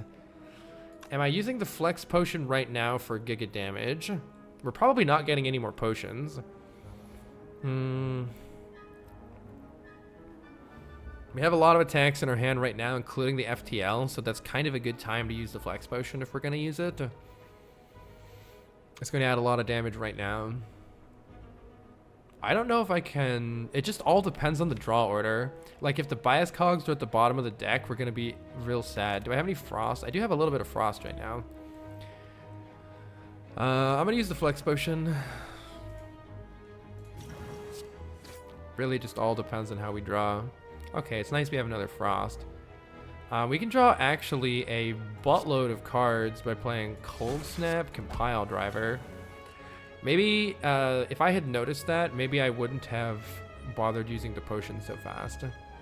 But we definitely need to play the Core Surge here in order to have our bias cog working for us. And I think I'm just playing Defend Chill here to try to block. Right, because I'm blocking, if I play the Chill, Plasma goes to the front, so we're getting 4 block from the Frost Orbs, 4 block from the Plated Armor, and so we have 14 damage coming in, so we still need to block an additional 6. So I'm going to play the Defend here, so we would get some extra damage from playing one of those because I used the potion. I don't know, maybe I panicked with the potion. Oh! I forgot that using the potion, we kept the 5 strength. I think that's totally fine. We didn't even draw the bias cog anyway, but I forgot that's how it works. And now we have 21 damage coming into our face, which is why I was worried and panicked and maybe used that potion. But hopefully we draw a bias cog here. Thank fuck. All right, we got the bias cog. Now the focus is going to go down, but that doesn't matter. Let's just win the fight. Wait, I should have just played the card. All right, look, it doesn't matter. It's fine. Wait, does it work in this order or no? Does it not work in that order? I don't know how that works. We're already full blocking, so let's deal damage.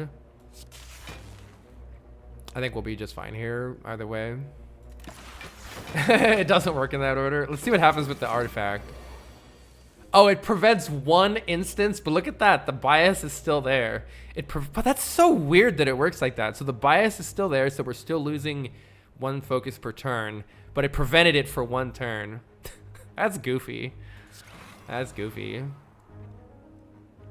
All right, well, I'm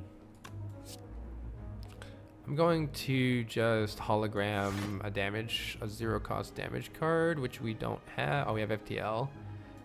Sure. All right. Well, anyway, I maybe could have gotten away with not using the potion, and we do have a potion belt. Oh my god, defragment. Pretty sure I want defragment here for even more focus. Do I have too much focus? Is such a thing possible? I'm gonna take this defragment. Apparitions? I don't think we want apparitions here, but it is interesting. The advantage, so apparitions are 3 cards that appear in our deck at the cost of half of our max health, and they allow you to become intangible for a turn. I feel like the advantage of the apparitions is this deck does require some setup. And so while we're setting up, you can play the apparitions to not die. Like, let's say it's the spear and shield fight, and turn 2 of the Spear and Shield fight is rolling around, and we're about to get slammed for like 60 damage, Apparition can bail you out while you're still waiting to set up your focus. I think the counter argument to that is we have Bag of Prep and at least a little bit of card draw, which helps us get around that issue.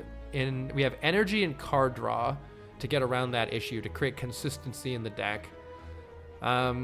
I think we probably need to add more card draw to really not have like brick a draw and die. So this is like a solution to that, but it comes at the cost of, if you have one bad turn still where you don't draw the apparitions, you have half health, you could just die. So I don't know how it shapes up there, whether you would take the apparitions here, like if it would be better on average for your deck. I think this would be a really interesting point to resume this run later and see if taking these apparitions seriously changed anything. Does it lower current HP? No, yeah, it's just the max HP. So we wouldn't really lose any health by taking them. We wouldn't lose any current health. But I'm going to refuse and say that our extra health is a buffer in and of itself to bad draws, and so we'll use that extra health later if we need it. Against the Collector here, I really hope we can upgrade a card. I don't have any potions to bail me out. But getting this defrag upgraded seems really nice here. So I'm really hoping that we can just set up a gold-plated cables looping Frost Orb with a whole lot of focus. Hopefully we draw well with that. I do not want to play this Bias Cog right now. I think I'll save the Chill as well, since when she summons it'll be better. Let's draw cards with Compile Driver. It wouldn't be a bad thing at all to add another Compile Driver to this deck if we really need additional card draw. Okay, cool. Well, we get Core Surge and Bias Cog turn 1. That's got to be good, right? All right. In that case, I could just go ahead and play the Chill immediately, so that we have more guaranteed block next turn when she summons, and we'll probably attack for 7/7/21, I think it is. Let's just take the guaranteed block next turn and the extra energy from looping the plasma. Oh yeah, 7/7/21. And I'm definitely appreciating the extra block here. Let's kill one of the minions. I still don't quite understand the best strategy for this fight, especially because the orbs are going to kind of go randomly, but let's see, we can play Compile Driver. We're currently blocking for only 14, so we do have a lot of extra damage to account for here, which I think means we're going to have to lose the Plasma Orb for another Frost Orb so that the Frost Orb gets looped, because an additional Frost Orb is 14 in additional block right now. So it's either that or I play Compile Driver. The problem with Compile Driver is, let's say I draw, I don't know, Strike, Rebound. Oh, we're taking quite a lot of damage to the face. So the guaranteed way to not take additional damage this turn is to just hologram the Cold Snap and set up 3 Frost Orbs. That also gives us a Shuriken proc. Oh, we're getting the Shuriken proc anyway. I'm going to take the guaranteed way to not take any damage right now. And just Cold Snap this nerd. Okay, what's our current block at? We have 21 from the orbs, and then this orb is going to trigger twice, so we'll get this one. That'll bring us to 28. We have 31 with our current block here, and then we have 35 with the additional plated armor. So we have 35 block, and we have literally 35 damage coming in. All right, well, just end turn. Perfect. All right, we don't want to play this other Bias Cog until we acquire our other... Maybe I should rebound this Sweeping Beam. Sweeping Beam's going to be pretty good. No, actually, let's just... No, we don't need it anymore. We just want to kill this one guy, and then we're pretty happy, I think. Yeah. I think we play the Defrag and the Core Surge before we worry about this other Bias. I think we're just fine here. This looks great. I think I will keep 3... I think I will keep 3 Frost Orbs, though, just to make sure nothing goes horribly wrong. Let's just set up our focus. Oh, well, there's even more focus. Okay, at this point, maybe it's time to just play the Ball Lightning. Yeah, we don't need this much block. Let's just play the ball lightning. Giga block. 3 HP enemy was going to die to thorns. Good point. Should have paid attention to that. I think I well, let's see what I draw with Cool Headed. We already know it's going to draw Core Surge. So let's play Equilibrium here. And I'll,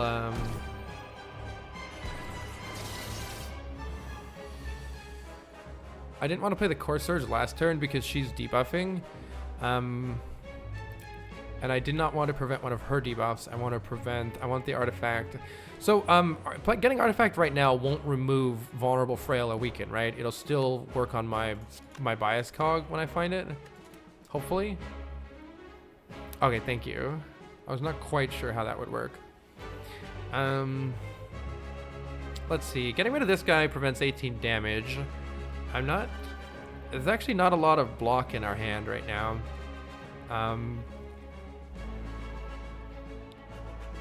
So maybe not the worst idea to do. Especially because we're weakened as well. I think I'll start by playing Core Surge here. That gets rid of you and draws us a card, which is nice. I can draw 2 additional cards with Compile Driver, but maybe I should make room in my hand first. So let's play Beam Cell here. And then let's see what we draw with these 2 additional cards. Okay, so let's see. This is blocking for 18, 27, 31, 34.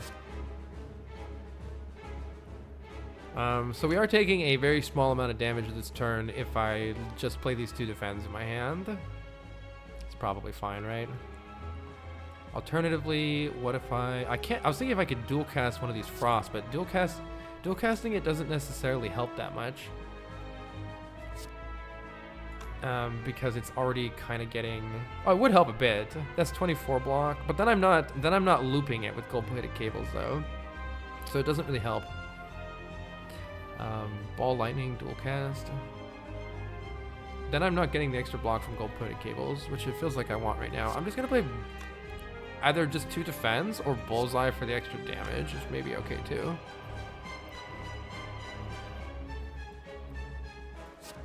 Dual cast gets you there. Let's see, that's 24 plus 9 is 33. Plus 4 is 37. Oh yeah, I could dual cast defend, and then I don't take any damage. Surely I draw a whole bunch of frost next turn, right? And that does help us deal damage here too. Okay, let's play FTL. And we do have the extra thing there. All right, so now we're just giga set. I feel like she's gonna resummon. I'm trying to decide if I can continue looping this lightning for extra damage. Defend and Strike are coming up next, so let's just play this because we don't want those cards next turn. Let's fill up our orbs, get some more strength, and deal lots of damage here. Hey, Asuki! Morning, Spire. Welcome, welcome. How's the Defect treating us? Oh my gosh, this run is so much better. I have 2 bias cogs and 2 core surges, which is certainly going well for us. Lots of relics for defeating lots of elites. Well, it's a pretty nice thing that we have the glacier here. I wonder if I even bother killing one of these minions. I guess the lightning orbs are gonna live their best life anyway, regardless. So maybe I will. Sure. Let's go on. Giga block. Let that other lightning orb go nuts here.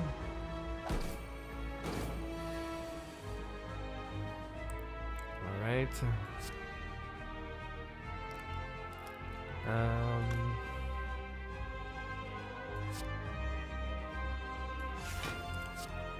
Let's just focus on dealing damage to the collector.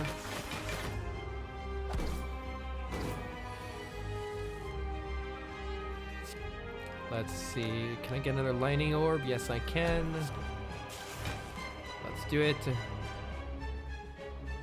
What's in my draw pile? Kind of a bunch of garbage, so maybe let's play compile driver to burn through some of that garbage. Well, you're already so close to dying. Whatever, let's just finish you off.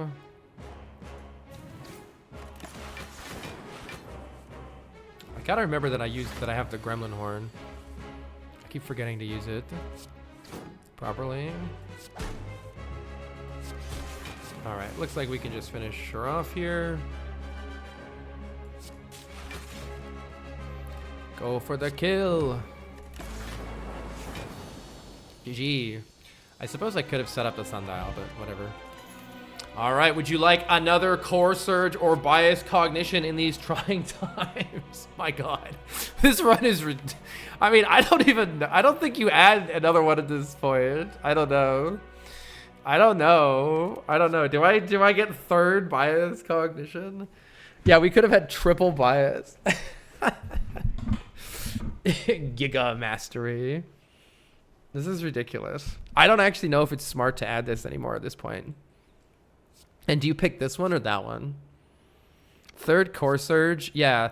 The only issue with adding the third core surge is it also increases the probability of brick draws where you don't produce any block. I think that's the only downside. But I do think the artifact is generally useful against a lot of different enemies as well. Against spear and shield, I can envision more brick draws if we pick this. But it does exhaust, yeah. You could do core surge first for another biased offering later on. Yeah. I don't know how much that matters though, because we increase the consistency of getting the setup, but we also increase the probability of a complete terrible brick draw. It's mitigated a bit by bagger prep though. I'll take the other core surge, sure. Okay, do you want even more card draw? Or would you just like some generally decent energy options? The funny thing about Snecko Eye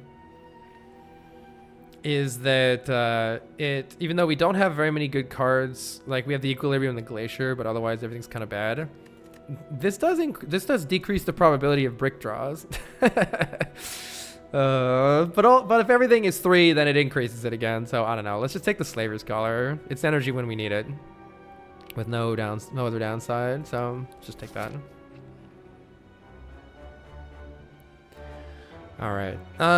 Let's see. We have already defeated the Burning Elite. We have a lot of money, which is good. If we want an early shop, we're looking here. If we want the path with the most elites, I see there's a 3 elite path on the right side. Then we could wait and go to the shop later there instead. Alternatively, if we take just 2 elites on the left side, we're getting a bunch of extra upgrades. Whereas the right side path is not getting hardly any upgrades at all. Are we really looking for extra upgrades at this point? I'm not sure that we are. Hologram is a needed upgrade, that's for sure. Oh, is there a multiple shop path? Yeah, on the left side, we also get multiple shops, which I think is beneficial here because we don't have any removes. And that will also increase our consistency by getting these strikes out of the deck. So I'm thinking, why don't we go left side? Only take 2 elites, but get additional card removes. Card removes are good for not... We already have the combo pieces. Let's draw them more efficiently. Once you get going to left side, you don't really have any choices. We can also bank more money with the Maw Bank at this final, if we wait for this final one instead and go for the extra elite. I just feel like I really want to upgrade Hologram. But maybe that's the only upgrade we actually need. I think the 2 shops sound good to me. I'm gonna go the 2 shop path.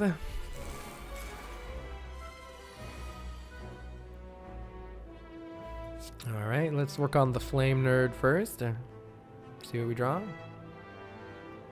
I gotta make sure that I remember about Gremlin Horn here. See, we're drawing a bunch of strikes. I want to get these strikes out of the deck. Excuse me. We have a lot of damage coming into our face. Can we do anything about that? I could hologram the FTL here and draw an additional card. Or if I play Beam Cell here, which maybe I should have already done. Beam Cell is 3 damage. Core Surge is 16 additional damage, taking it to 19. So Beam Cell, Core Surge, and Strike, for instance, will kill this one. Give us an additional energy. And give us an additional card.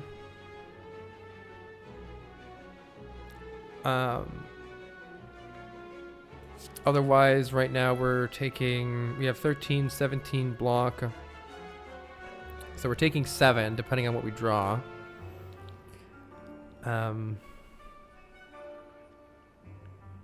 no, the hologram will be 3 additional block in that line too. Okay, that's hardly anything. Let's see what we draw. I think that's good enough for me. I'm gonna play Beam Cell on you.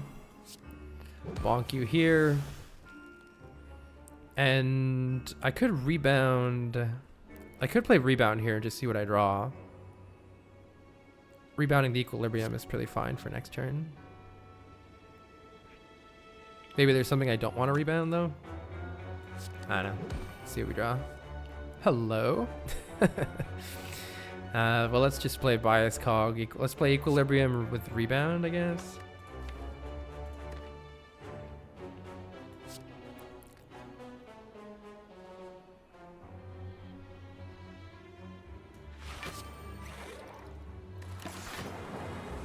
We are taking a little bit extra damage though because I didn't play the hologram. Maybe I should have. Alright, and we can finish these nerds off.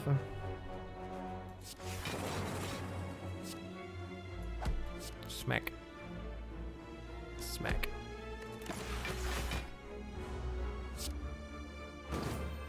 Here with my +2 drop return. Yeah, I think Snecko Eye could have been really good in this deck just to increase the consistency of drawing more. I was thinking about that. I was definitely thinking about that.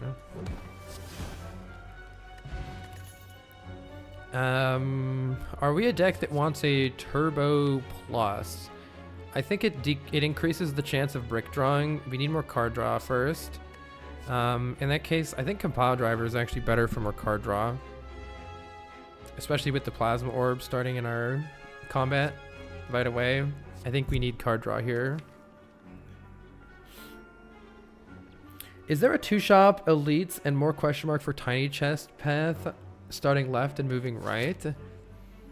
Let's see. I'm still getting the tiny chest value on the path that I've already chosen, so I don't think that's gonna matter. If we were to go this way, we could get... Oh yeah, we could get 3 shops. There's literally no rest sites that way though, so I wouldn't get to upgrade... That's a possibility, but then I wouldn't get to upgrade Hologram. Which is reasonably important for the late game. I don't know. Hold out for Skim Seek. Skim Seek would be better than Compile Driver if we get them, but I don't think I'm ever going to be unhappy with... Well, I guess I'll be unhappy with Compile Driver if we don't get additional energy, but we have additional energy with the Gremlin Horn and the Slaver's Collar on the fights where I'm going to actually care about that. Turbo Plus increases the chance of brick drawing right now, is the reason I don't want to get it. The only way I foresee this deck losing is a brick draw, and so I'm trying to add stuff to the deck that prevents that from happening. Let's see what we draw with our cool-headed here. Glacier is okay. We can play Beam Cell, get these Core Surges ready, and we also want to stockpile potions. That's also nice power for the late game. And I'm not blocking enough unless I play this Glacier, right? So let's play the Glacier. I should have done that in a different... Or no, I drew that from it. Never mind. Yeah, it's fine. It's fine. Let's play Sweeping Beam, actually, to draw deeper into the deck. I think that's good. This guy doesn't remove Artifact, right? It just adds burns. Alright, now we have the Giga Block obtained.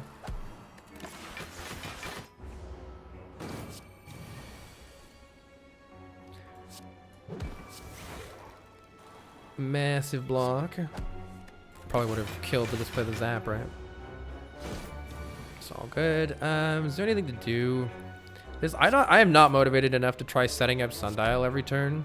Every combat. Oh, Capacitor Plus. Welcome to the deck.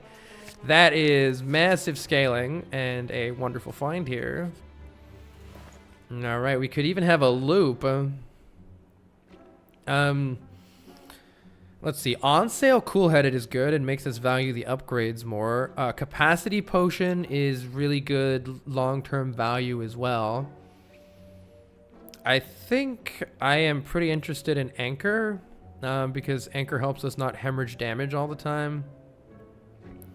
So I'm very interested in a strike remove here. Get this out of my deck. That increases our deck consistency. Anchor helps us, gives us the time to set up, so I'm going to buy the Anchor here. We're going to appreciate having that in almost all of the late game fights, and it'll help us not hemorrhage damage up until those fights, which is good. An additional cool-headed does seem like a generally good idea here, though especially important if we get the extra campfire to upgrade it. This will increase our deck's consistency, and we want to be channeling more frost, especially with the capacitor that we just added. So I'd like taking this cool-headed. I think this potion of capacity could be really beneficial for us in the late game bosses if we carry it until then, and so would the power potion. So if we just want to load up on late game potential, we could buy these. It is a bunch of money to spend on potions, and we'll probably get more potions. So maybe it's not needed. It would be nice to have one potion that's assurance against Reptiment, so I guess we do. Explosive potion is good for that. Any other shops on the path? Yeah, there is one more shop towards the end here, so saving money for that one could be wise here too. So maybe we just save the extra 200, and we'll probably have, what, like 300 by then or something? I do like the idea of buying one of these, though, as like a insurance policy against the late game fight. Something to carry with us. Even the energy potion has really good potential. I'm going to buy this potion of capacity.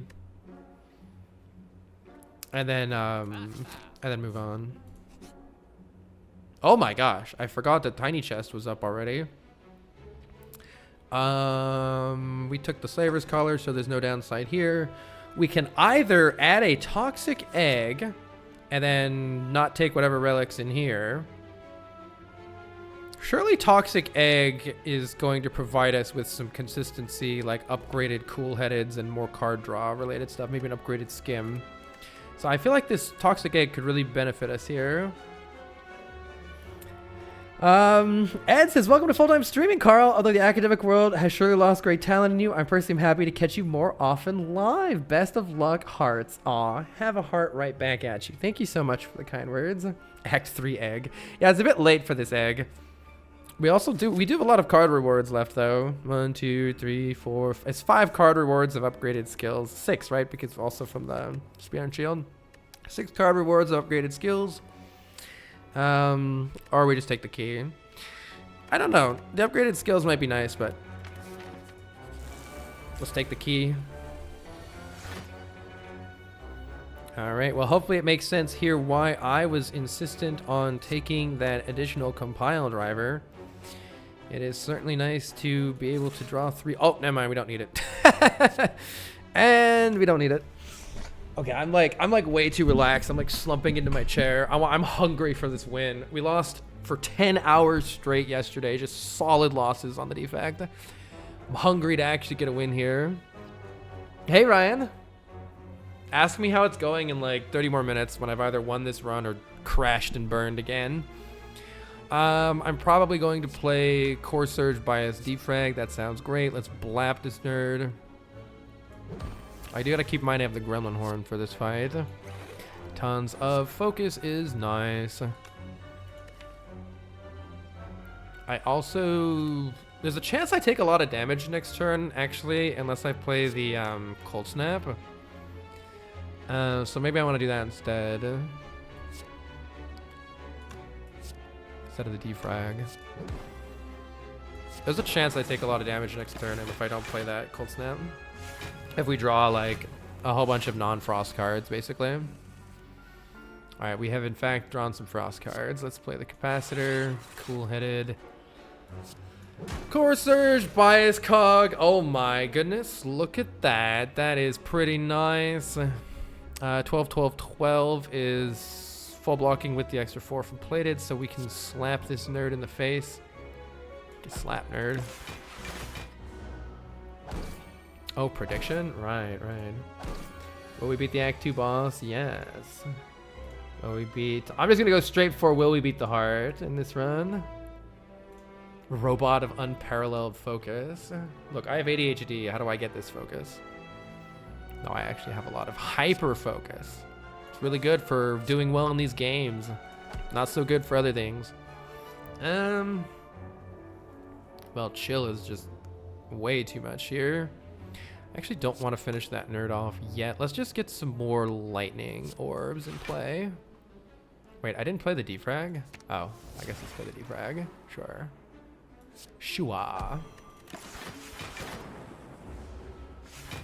You better win, I'm broke. Ah! This run, I would like, if I lose this run, I suck. Which I do suck, so stay tuned. We will try though. Look at how much damage these nerds are doing. What a bunch of nerds. Let's just get you out of the equation and draw our extra card here. And looks like we can finish him off here.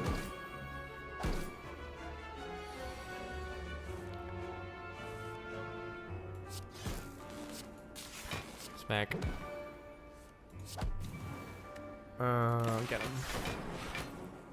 All right, power potion is great. We can keep that to the late game, hopefully. There's an argument for charge battery. There's an argument for it. I don't know if it's a good argument. I feel like we just want to draw our combo pieces, but occasionally we don't have enough block when we really need it. I don't know. The extra energy also helps occasionally too with our card draw that we've added. But usually I think I would rather draw combo pieces than those. And in that vein, I want to upgrade our card draw towards the combo pieces. Hey Makita, doing pretty well. It's a very fun run we got going on here. Here she is, it's Repto. All right, this is what I was worried about. However, ever since we got the Gremlin Horn, I was a lot less worried. Because every time we kill one of these daggers, we're going to get an energy refunded to us. Hopefully we can kill one right away here, and we can. In fact, Beam Cell Core Surge kills one on its own. That's pretty fantastic. So let's start with that. Make sure I'm not forgetting anything here. Beam Cell Core Surge. Draws us a card, gives us our energy. We can play this biased already. This is already looking fantastic. Let's go ahead and get a Frost Orb and see what we draw here. Let's see, that's 10 damage. Are we getting a... that's actually enough damage with just the Bullseye. And do I want to play the Ball Lightning now? Actually, no. I'm going to play Cool Headed first because I want Frost, right? Oh, it doesn't even matter anymore. All right, cool. Nice. All right, we have eliminated the nerds. And surely we don't brick so badly next turn that I mean, I guess what? She can attack for like 30 something next turn. I could just go 3 Frost right away. Cold Snap Glacier. Alright, this prevents any possible bad outcome of her attacking for, yeah, 32 next turn and me drawing no block or something.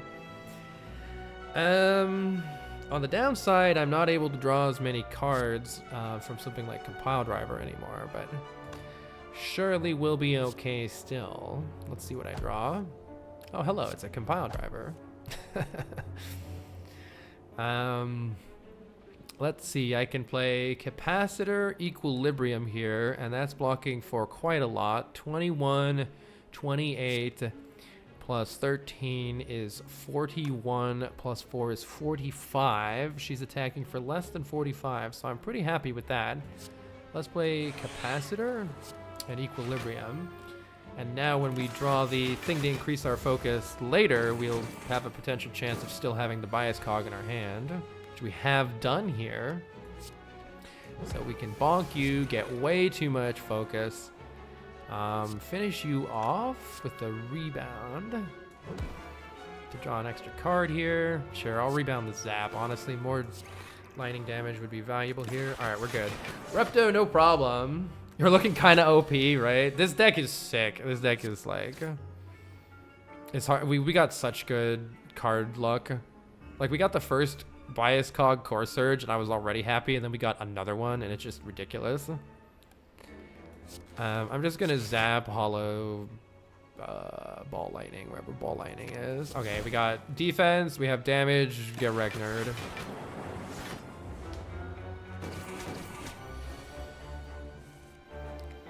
I don't think any of this really matters anymore. Let's finish her off. There we go. This deck is crazy when we get the combo pieces. Kunai's unnecessary. Additional power potion is fantastic. I really like having that that extra stuff built up in there. Go for the eyes isn't bad. Weak would help us set up. There are a couple fights, notably where the go for the eyes is a dead draw though, including Spear and Shield. We're unlikely to be able to remove the artifact needed to actually apply Go for the Eyes on Spear and Shield.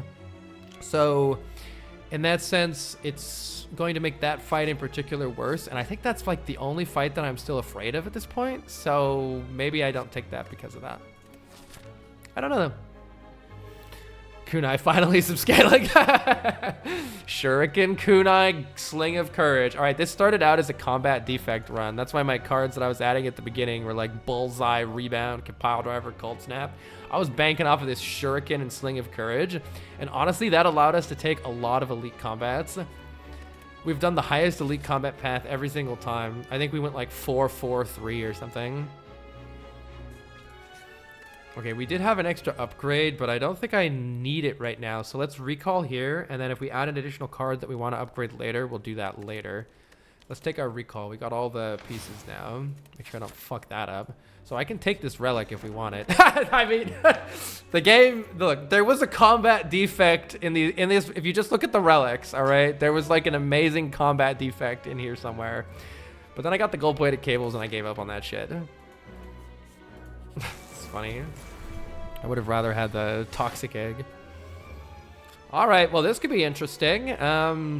Let's go ahead and see what we draw off of Cool-Headed. Capacitors here. Probably want to play that. Am I blocking enough if I play the capacitor? Chill, maybe I play first because it deals a little bit more damage right now. Do I need that though? Let's see. If I play capacitor, core surge, chill. This is doing 24 damage, meaning it's going to be having what, 16 left? We're fine. So I can just play capacitor, core surge, chill. We're doing good here.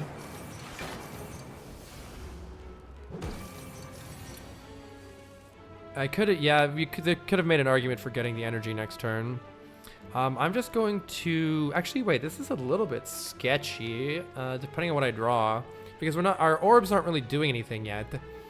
I was thinking about playing hologram Cool-Headed. I was thinking about playing hologram Cool-Headed, but that's only like 2 additional frost. There's not actually much happening there. Instead, maybe I play the sweeping beam and see what I draw there. Hologram Cool-Headed, 2 energy left. Let's hologram the Cool-Headed. Surely we draw something good. Do I draw something good? Let's see. If I play Glacier, or alternative, no, blocking isn't as good as just doing 1 damage here. I think I want to play the sweeping beam. This is getting a little bit sus.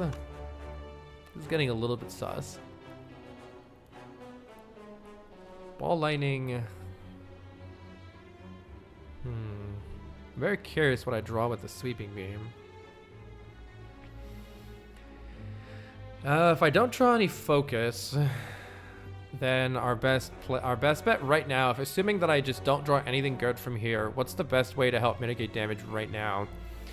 It would be to play a Core Surge, Ball Lightning, I think. We want to deal the most damage possible, and that would be the way to do that, I believe. So if I play Core Surge, Ball Lightning right now, that's dealing 20 damage. That's doing 20 damage, and we get a new Lightning Orb. This is doing 6 additional damage, so that's 26.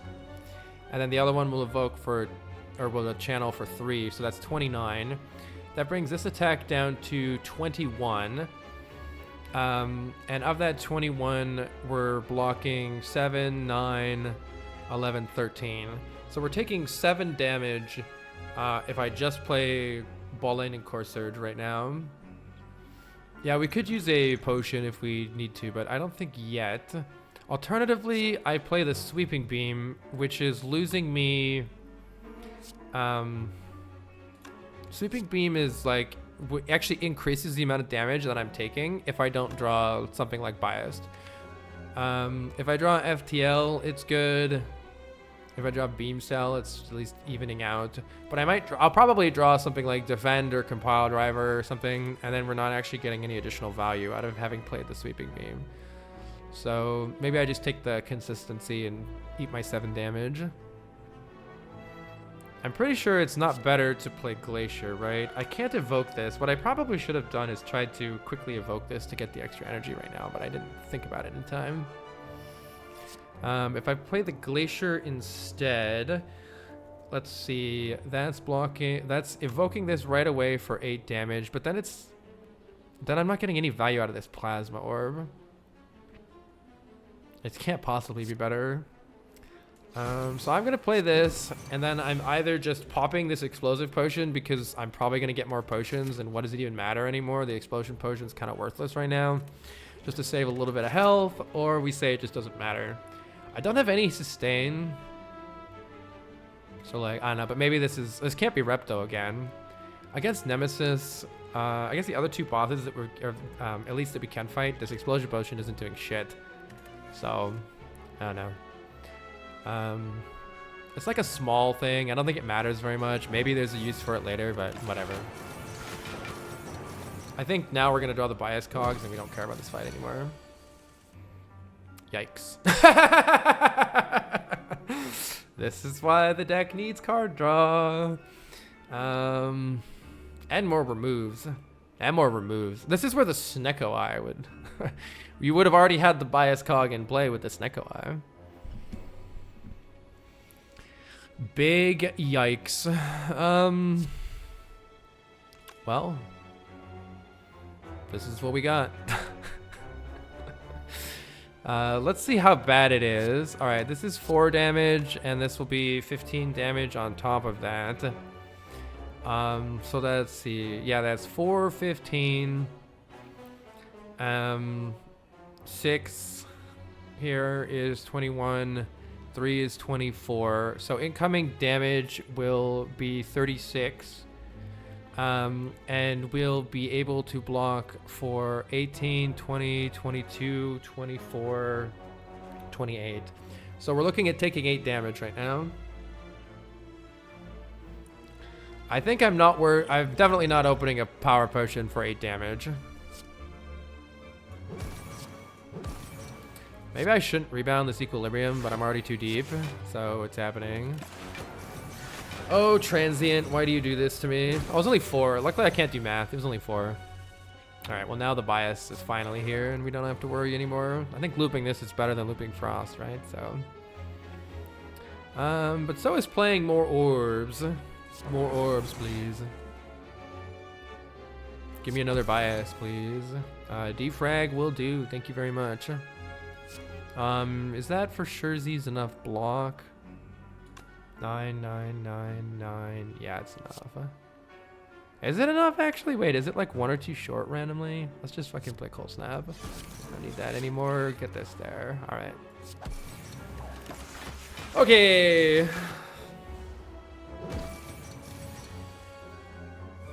Play the other Bias. Now we're pretty happy. Randomly do stuff. Go. We can buy more potions in the shop if we need some. Let's see. Cold snap seems good. Orbs seem good. Orbs seem good. Get them. Ah, we have 3 power potions. That's gonna help our late game. We actually have the ability to upgrade this defrag. Or I can take Electro. Who are we fighting? More power. Wait a minute. How am I beating this boss again? How am I beating this boss?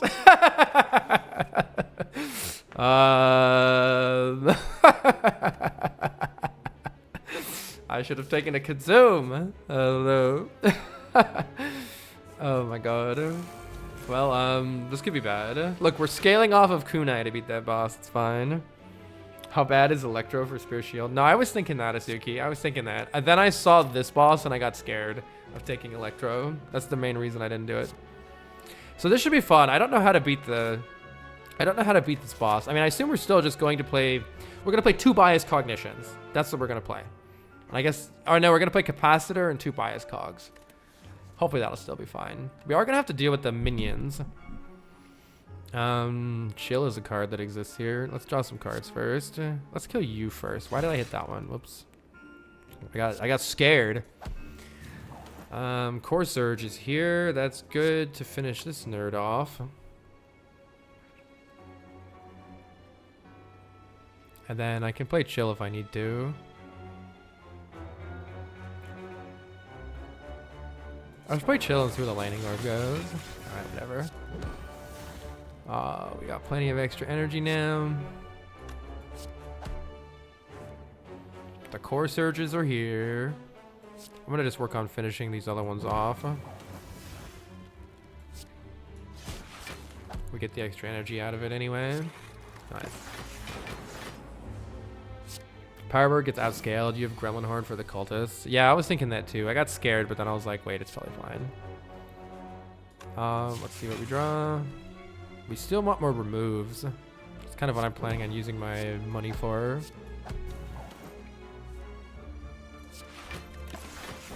Alright. Looks like this fight's over.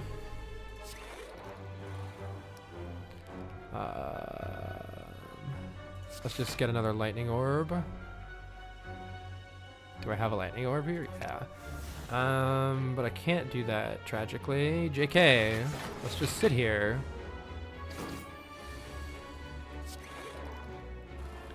Zab, dual cast. Alright. Do we want a dexterity potion more than an orb of capacity or a power potion? I say no. We have another capacitor though. I think I should probably take that. It does increase the dead draw potential once again, but the max scaling is much higher with that. And we can actually upgrade it or rest in our final thing. Capacitor is welcome right here. Let's fill up those orbs. And proc a kunai shuriken.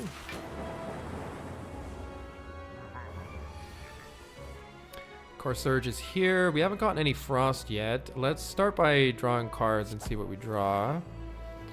We've still not drawn any frost yet. I'll play the Sweeping Beam first in case it's a frost card. I probably should have beam celled somewhere in that pile of things that I didn't do. I can just play defend Core Surge here. I think that's probably fine. Because it's not debuffing us this turn, and we're pretty likely to draw all the frost and bias next turn.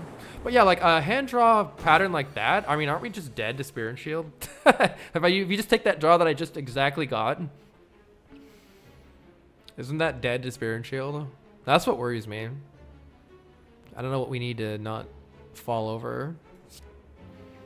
Let's see.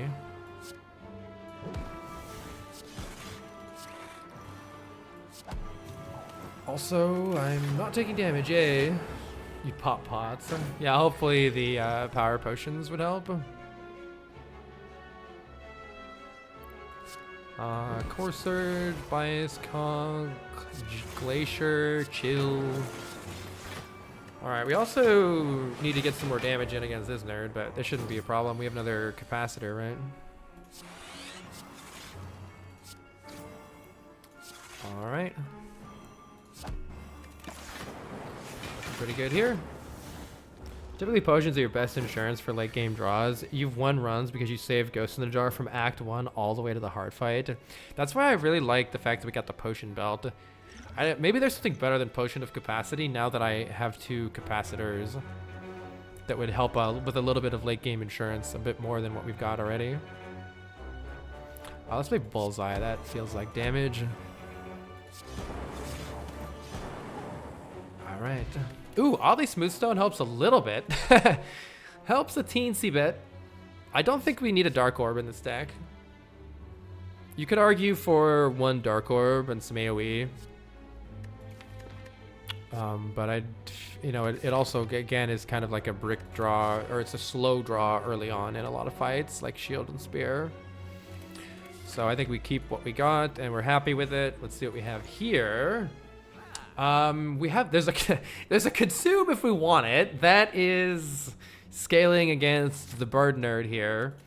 I'm suspecting that we don't actually need it, but I don't really know. There's a cauldron.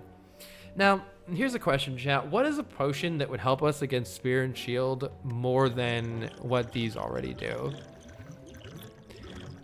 Like if we were to buy this cauldron. Draw pot. Yeah, draw pot. Gamblers and draw. You're right. Okay. So see, we don't have any of those here. However, I also do think that just removing strikes is, in a sense, like a draw pot to some extent. Maybe it's not quite as good. So I like the idea of simply removing a strike. And that's not enough to afford the cauldron. So how about we just wait until next chop here? I'm hoping, I have no experience with doing this fight with focus. The only times I've beaten Bird Nerd on Defect, I've like spammed tons of powers with Creative AI and Echo Form, and it's like got crazy. I'm hoping that if we just play Bias, Cog, and Capacitor, maybe 2 Bias and Capacitor and no other powers, everything will be fine. No way you dump 3 power bots. Yeah, it's just this Potion of Capacity that I was thinking maybe there's one thing that might be better. Okay. How to tell someone is a Baylor fan? What? I mean, I don't want to draw strikes in an important turn, you know? I don't want to draw strikes in an important turn. Look at this shit. But, yikes. Let's see what we draw, I suppose. This is where I got the anchor, by the way. And also this is why adding more core surges, capacitors, and bias cogs also creates some bad situations. Welp.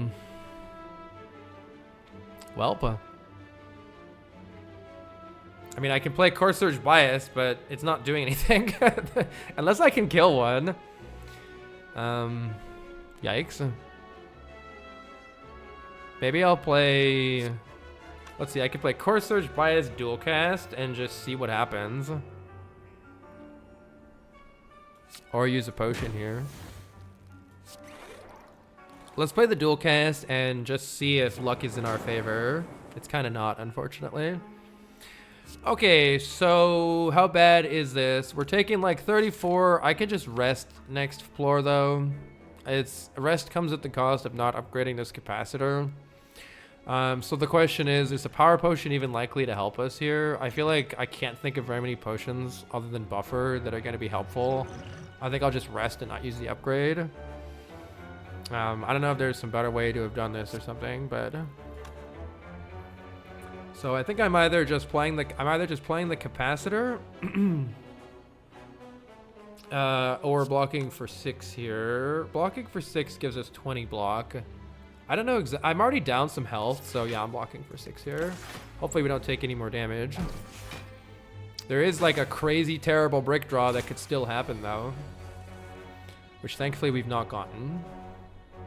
All right, this looks pretty good. Let's see what cool-headed draws.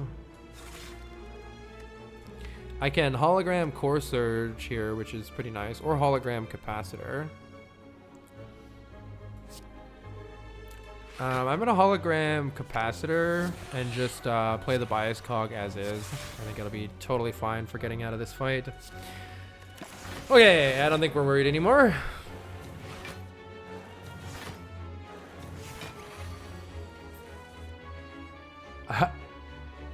I'm not saying it was a bad call here, but this is such an oversimplification. You find that overvaluing removes based on experience with other deck building games holds a lot of newer Spire players back. Interesting.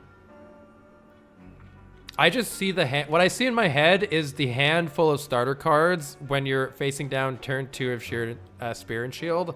That's what makes me remove. But I guess it all comes down to like what is more likely. I don't know. Like if I saw anything else I wanted to buy, maybe I would have done it, but I didn't. Like if I saw something else that to me it was like remove or do nothing and wait for next shop. So it wasn't like I had anything that I was necessarily comparing it against, because I didn't see any good options. Let's get these nerds out of here. Go away, nerds. These jawworms, these like triple late game jawworms are kind of brutal. Playing any card games at all tells you that removing is good. I see. I've definitely seen a lot of like if I'm watching Zeknar or something, like late game, I've definitely seen people with like massive decks, and it's like the chance of drawing your starter cards isn't really that high when your deck is really big. And if you have a lot of card draw, it doesn't really matter, especially on like silent. Like I had a deck with that was draw, discard, silent, and it really didn't matter having starter cards because there's so much consistency with all the draw. What am I doing? Nothing really matters. Let's murderize some nerds. Whatever. I do worry a little bit about our damage. Maybe we need additional lightning cards.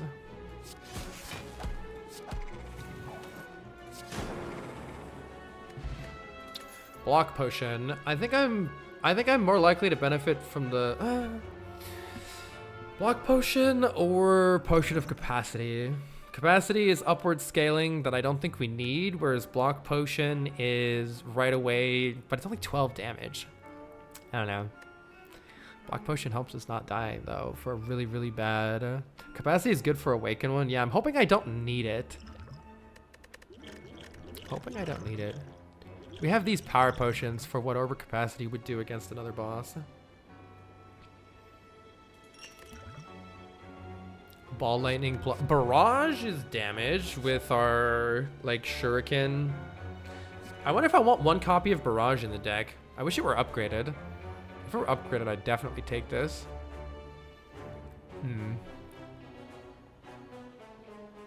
If you draw capacitors, it's expensive stuff. Yeah, there's ways that I could see using it. I don't know. This run will be a very fun learning run for me to go back and resume it at different points and be like, what would have happened if I took that Snecko Eye? I'm really curious what would have happened if I took that Snecko Eye. I don't know if I need this barrage or not. I'm not going to take it, but maybe. I'm definitely going to just rest here because we don't have any other... Yeah, actually, see, look at all that damage lost. That actually sucked. All right. Luckily, we have Core Surge biased here. Definitely going to play it, but I'm not going to play the defrag. And let's work on killing one of these birds.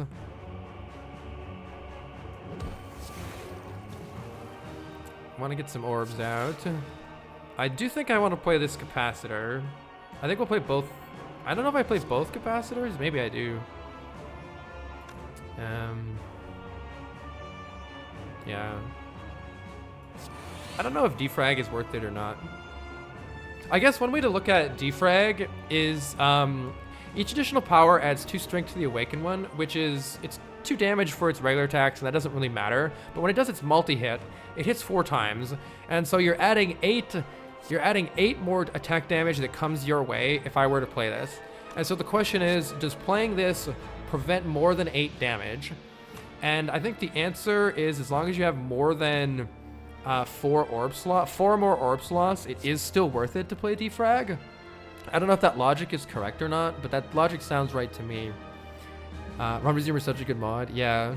The problem is right now I don't have that many orbs, and I'm not playing this Glacier to get them, but we do have a lot of good stuff like Chill. There's a chance that playing this right now makes next turn worse, though. Can this thing do the multi-attack next turn? I'm not really sure. Yeah. So I'm gonna not play it, but I don't actually know if. Oh, also it was also good to not just take any little bits of damage here. Okay, it didn't do the multi-attack, but see, I didn't really get very many more orbs yet. Let's see what we draw with compile driver. Again, the reason I added that compile driver. Let's see. I might play sweeping beam here. There's not that much damage coming in, right? Let's play sweeping beam. All right, we've still drawn a whole bunch of junk. So I will, let's see. Unless I can get a kill on this one to get an extra energy. I kind of can. With rebound, ball lightning or rebound. Gets a kill on this one, and then I can still play the equilibrium. Oh, actually the bullseye does it now. Let's just do that. Okay, chill is great. Chill's really nice here. Let's take the extra frost for next turn. That feels important. It's also kind of important for this turn, right? Let's play equilibrium. I don't know if I'm going to want to rebound anything, but why not? All right, this looks really good. We're going to have the first multi-attack coming in here, 48 damage. And so this is when you got to be a little careful here, but I can play capacitor, hologram, glacier. Sounds great. I'd also like to get rid of this nerd. I'm going to play capacitor, and I'm going to hologram glacier. That seems really good. Maybe I should have killed this guy first. I think I should have. Yeah, I think I should have. That was a bit of a mistake, but how much damage is coming in here? Let's see. 4 times 14 is 56.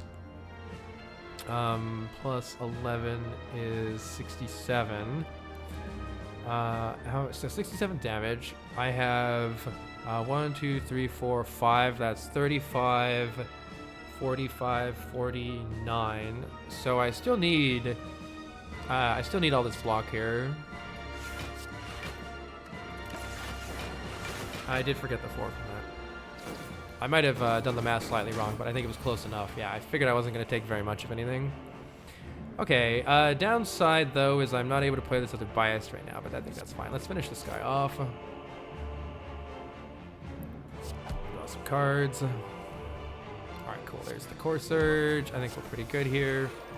Play the biased, fill up the orb slots, and I don't know if I still want this extra energy, whatever. We can also just scale with Kunai Shuriken, so like, I think we're doing pretty good here. I think everything's fine. Sure, let's just play more cards, whatever.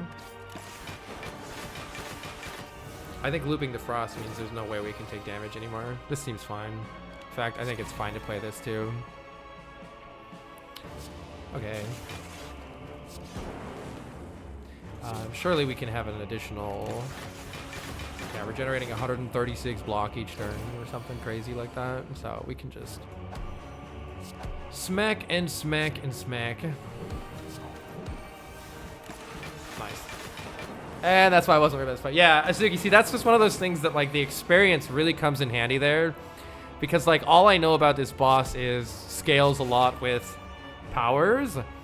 And so without knowing like the specifics of like how much scaling is it versus how much block and how much I'm gonna actually have, it sounds scary, but with the experience, especially with the Kunai Shuriken like scaling on top of it, it's ridiculous how much I should play that. Alright. Nothing necessarily matters here.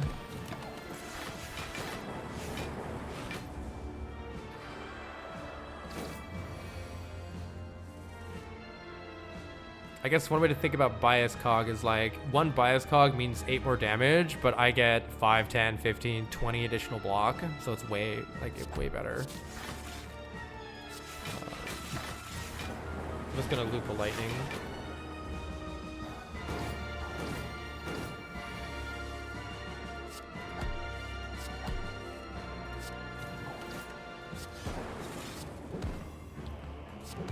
Smacky smacky. For the heart fight, I think it's going to be very important for us to keep a frost up front so that I can... Actually, no, the gold-plated cables is at the end of the turn, whereas loop is at the beginning.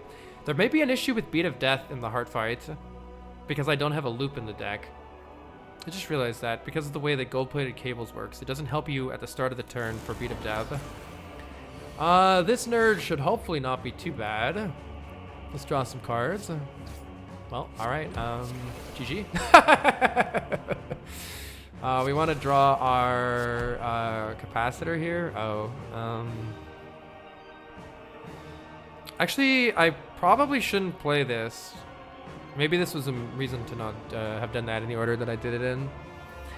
I'm gonna play Beam Cell Bullseye, maybe for a kunai stack, or maybe I don't care. Whatever. I'll play Chill so that next turn... I don't think... Yeah, it's gonna debuff me, so I want to play... Nice, capacitor relation is surely good here.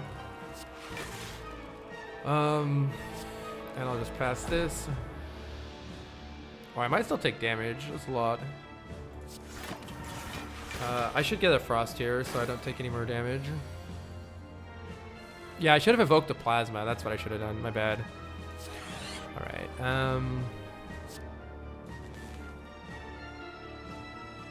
Don't need this due to math.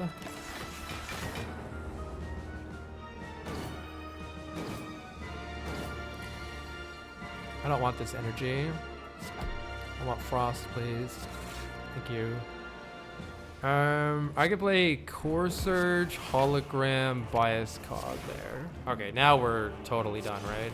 I can just pass the turn and we win. This is when Defect actually feels strong, which is nice after how much I've gotten absolutely dumpstered up until now. 1, 2, 3, 4, 5. Yeah, none of this matters. Don't need this anymore. So this is... You can literally just pass the turn over and over and over again. And there's no way to take any damage here, which is very silly. That's very funny. Well, we have achieved E. Bask in the power of E! This is my first time ever doing this. This is fun. They call this boss Time Eater because you press E at her. Yeah, thank you so much for the 4 months. It's greatly appreciated.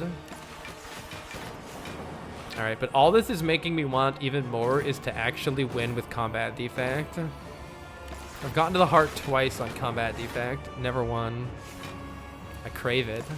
We'll work on that through the next cycle through the characters. All right, are you ready for the...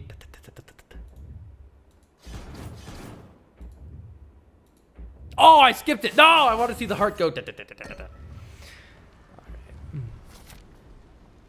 Baited. I can rest for 8 health, or I can upgrade capacitor or hologram. Strangely, the hologram seems less valuable than normal in this deck, just because the first time I play it is almost always like the important time. Let's see.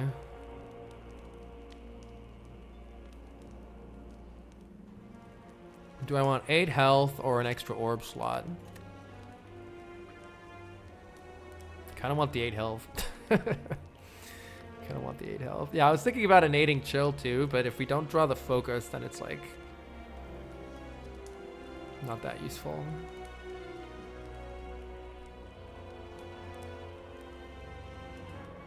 Surely the extra orb slot. I feel like Beat of Death and also just taking giga damage to the nerds is maybe worth just taking the 8 health here. I don't know. And 8 chill does make compile better. That's true. That's true too. I'm gonna take my 8 health. All right, what do we have? Baited. I could have taken the waffle. Meteor Strike is here. So what was that about card removes? I don't want to draw these strikes. If there was like a loop, I would take it. Actually, Static Discharge. Static Discharge is a lot of heart damage.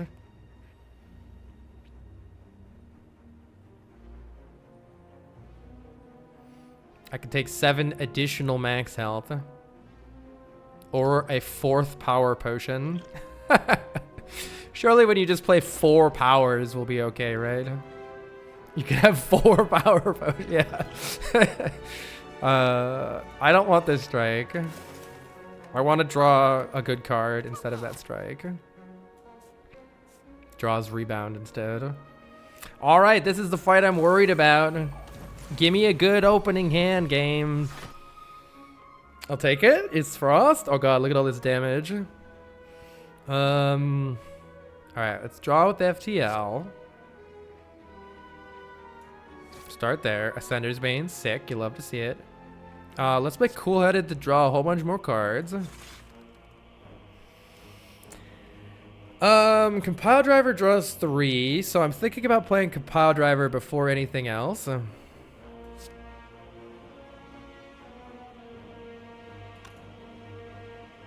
Compile Driver draws 3. I only have 3. Alright. We're at a crossroads. Do I play a biased without having... I think I play Defrag here before I do anything else. Okay, let's say I play Defrag. If I still want a chance to draw the artifact, I could play like Chill Cool-Headed or something and then pray, but that's like in chess they call it hope chess. Hope that I draw the core surges. We do have 40 damage coming in next turn. If I just play Defrag, Capacitor, Chill, that is 12 block of Frost. Oh, I can actually evoke this Plasma, actually. How about I play Defrag? I know. How about I play Defrag, Chill? Because that's going to actually give me 2 additional energy right now. Then I can do more card draw and have the energy to still play the Bias Cog. Rather than play the Capacitor first, which would mean I won't evoke this Plasma. I'm going to play... I could actually play the Chill... I can actually play the Chill even before playing the Defrag, if I want even additional energy.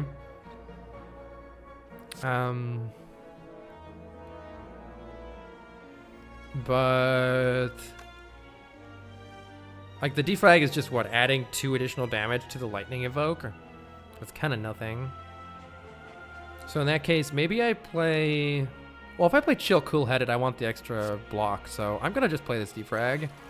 And then I'm going to play Chill, get the extra energy right now. Now I could either start evoking these, or I could start collecting orbs by playing Capacitor first. If I play Capacitor Cool-Headed, then I will have to draw the if I draw additional card draw like Compile Driver, I'll be a little sad at having done it in that order. Because I won't have enough energy to do additional card draw at that point. Whereas if I just play the Cool-Headed right now, if I draw an additional Compile Driver or Sweeping Beam, for instance, I could play it right now for more card draw. And I'm evoking stuff right now for block right now. So there's an advantage to playing the Cool-Headed right now to evoke this for 7 block rather than stacking up orbs for later.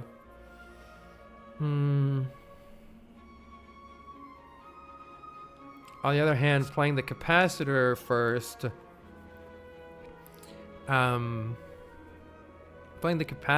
allows me to stash those orbs for later. So we'll be a little bit better. We'll be a little bit better next turn if I play the Capacitor first. Are we still fine this turn if I just play the Capacitor and Cool-Headed? We have 8 block from this. So we have 26 block, 30 block. No, we're not taking any. If I play Capacitor Cool-Headed right now and I draw absolute trash, we're not taking any damage right now. So I think that's good enough for me to play the capacitor first and store the orb for next time. We did in fact get the compile driver. However, I think that's probably fine. I can play this capacitor. You could also argue for playing... You could also argue for playing the bias cog as is, but like it would take 5 turns for it to actually tick down to a point that it matters. I'm not too sure we need to though. What's our block situation like next turn? This guy never attacks, right? So we're taking 40 damage, 40 damage coming in next turn. We'll have 1, 2, 3, 4, and then this one looped 5 frost worth of block next turn. So, oh yeah, plus this one, 6. So we'll only have 24 of our 40 block accounted for. But this is what's in the draw pile. I mean, we might draw Bullseye, Beam Cell, Strike, Core Surge next turn. Oh, we're only going to draw 3 cards, actually, because 2 things are coming on top. Playing Bias Cog now will also eat 1 artifact at the end of each turn. There's definitely brick draws next turn. I could just use the block pot for that, though.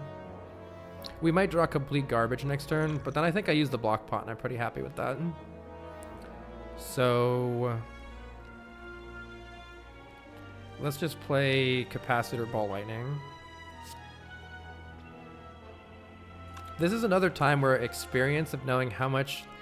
like, am I realistically going to end this fight before this 5 focus wears off and becomes an issue? I don't know. With this deck, I just don't know. If I had more experience, maybe it'd be easier to make that call. Hey, we get a kunai proc too. All right, see, this draw might be garbage. It's looking suspicious. No, it's not, because we have hologram. Oh, there's another reason to discard the bias, because the holograms. That's why, oh my god, that's why these holograms really come into play, huh? So this is a perfect draw. We can play a Core Surge, and we can hologram the bias. Boom. All right, that went exceptionally well for us. This is why One Resumer is so good. You can take your best guess and then find out the replays. Yeah, yeah. Very, very good. We're blocking just fine here. I think I want to turn around still, though, right? Hiya.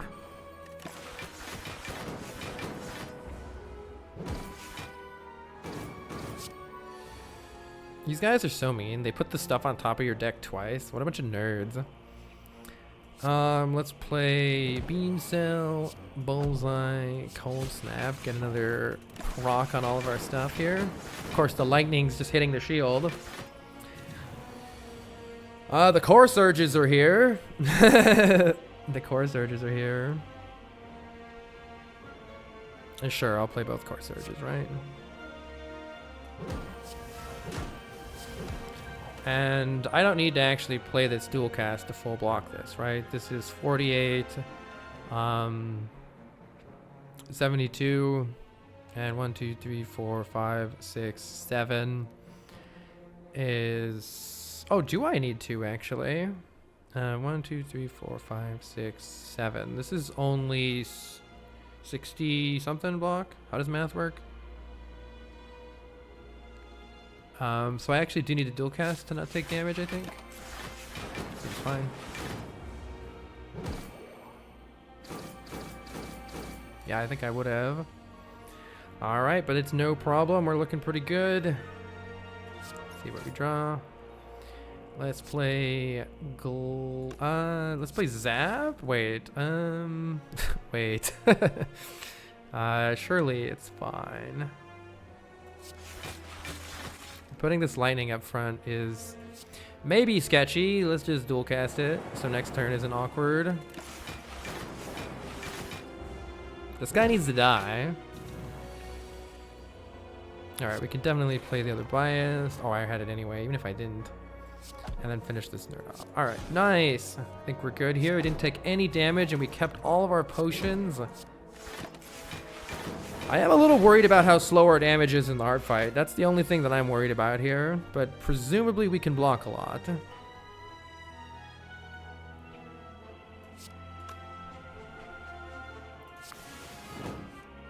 Bonk.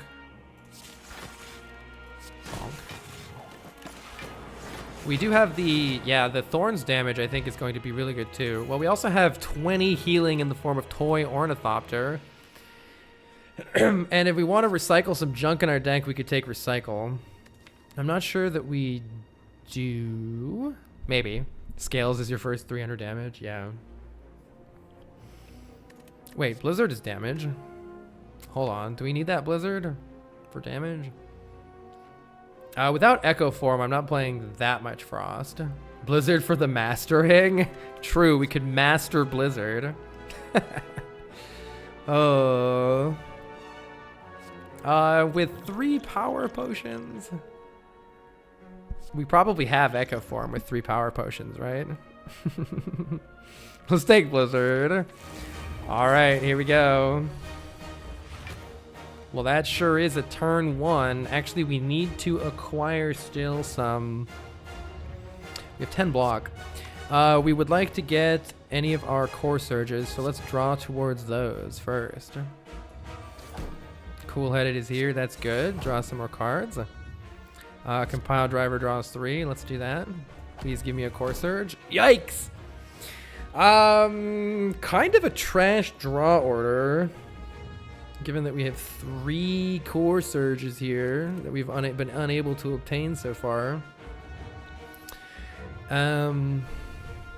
We can at least play the defrag. Yeah, we got the potions.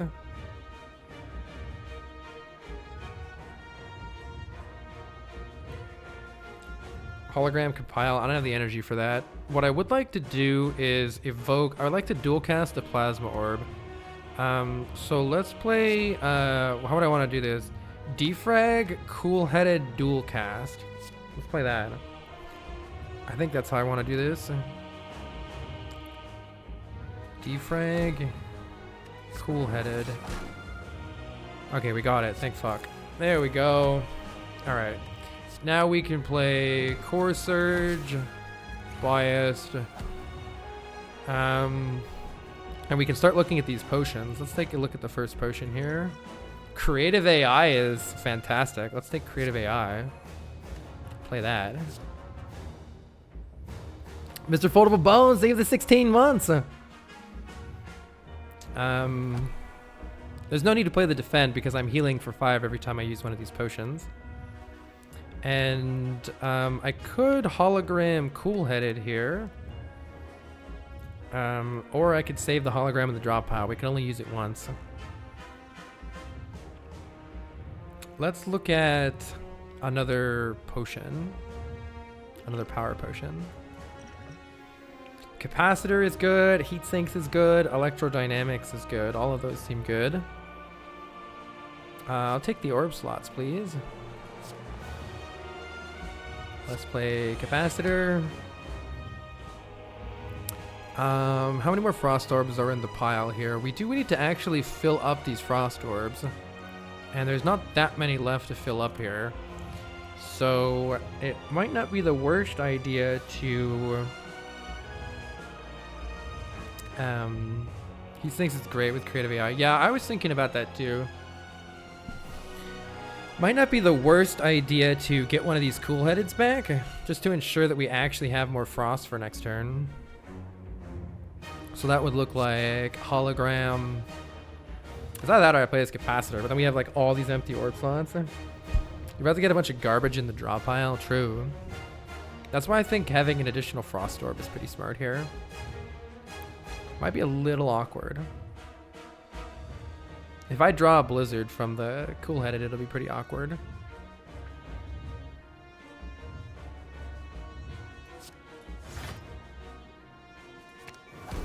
More frost, please.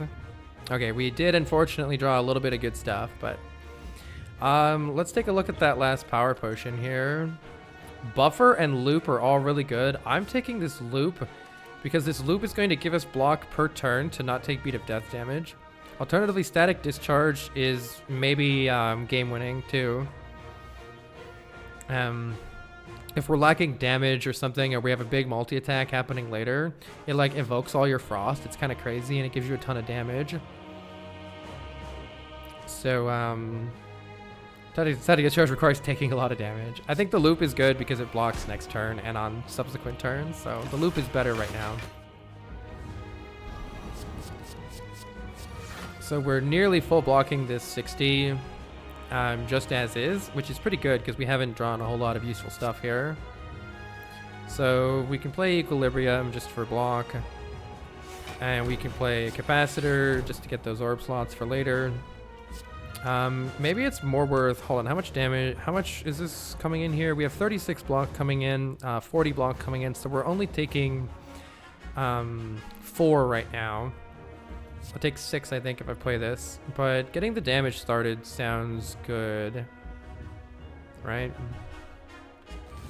Let's get the damage started. This thing needs to die. We will lose our plated armor here is the only downside of doing it this way. Oh, we didn't. I can't count. Thank goodness. We have gained a bias cognition from from our creative Albert here, which is certainly interesting. We have way too many orb slots. It would be really nice to fill them with something. We might draw Void here, but I think we need to try. We have drawn the Void.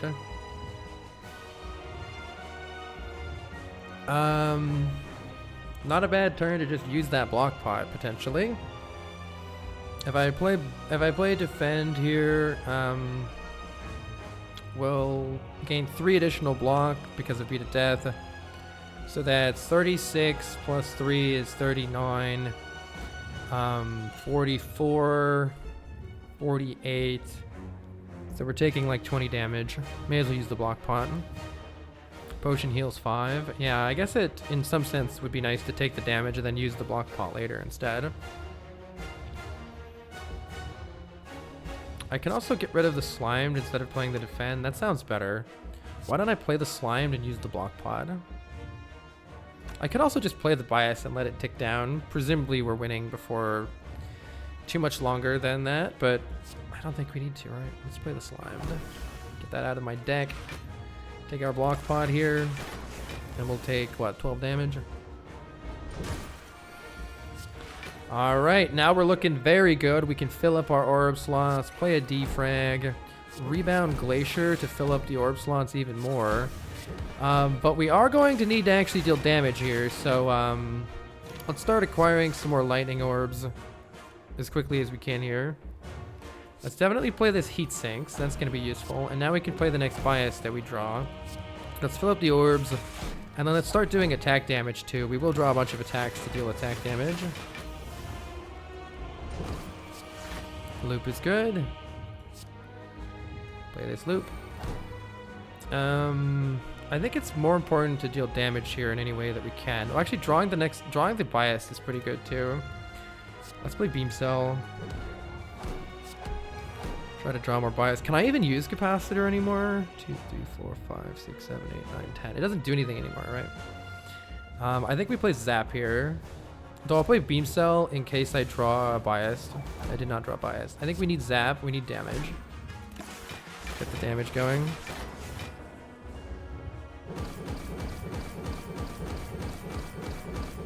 Thank goodness for bronze scales, that we would be doing absolute nothing here. Hello World draws a card. Sure, I'll play it. Oh, there's the biased. Alright, good. That's really good here. We can Core Surge again. Bullseye is going to be more damage eventually here. I'm gonna play this Hello World. Maybe it gives us a random attack card. Can it make Barrage? That'd be sick. Oh, Buffer's nice. We can play this other bias. Oh my god, look at this focus. This is crazy. Blizzard, 20 damaged. Get in there, Blizzard. All right, I think we're doing pretty good here. I don't even know if this buffer is worthwhile to even play. Let's just deal damage. What's our last card? Ball Lightning on the bottom here. Blizzard. Look at how much block that is. We got 200 block. But actually, that's not even enough, right? For the next cycle. Like, is that even enough? Oh my god, another bias while I'm playing it. This is a very, very biased deck. Now Bullseye is actually contributing to damage more. Let's keep playing attack cards here.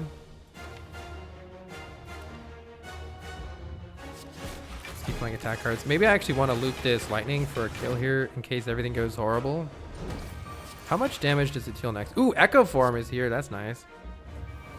Let's play Echo Form. Beam Cell is finally contributing.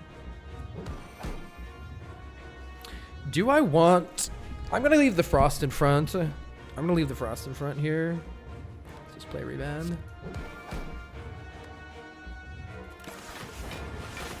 But there might have been a kill right then if I had just looped this Lightning Orb. I didn't do the math. I wanted to see how much damage this is. This is not very much damage. It's only 130. That's nothing. 2 defrags. All right. Let's finish the job here. Well, I mean, that will certainly do it. You just draw 8,000 million billion bias cogs, and turns out this character is not so bad. Oh, we finally got our win. Let's go. I'm at least happy that I got a win that wasn't based around Mummy Hand. However, I am still hungry for that elusive...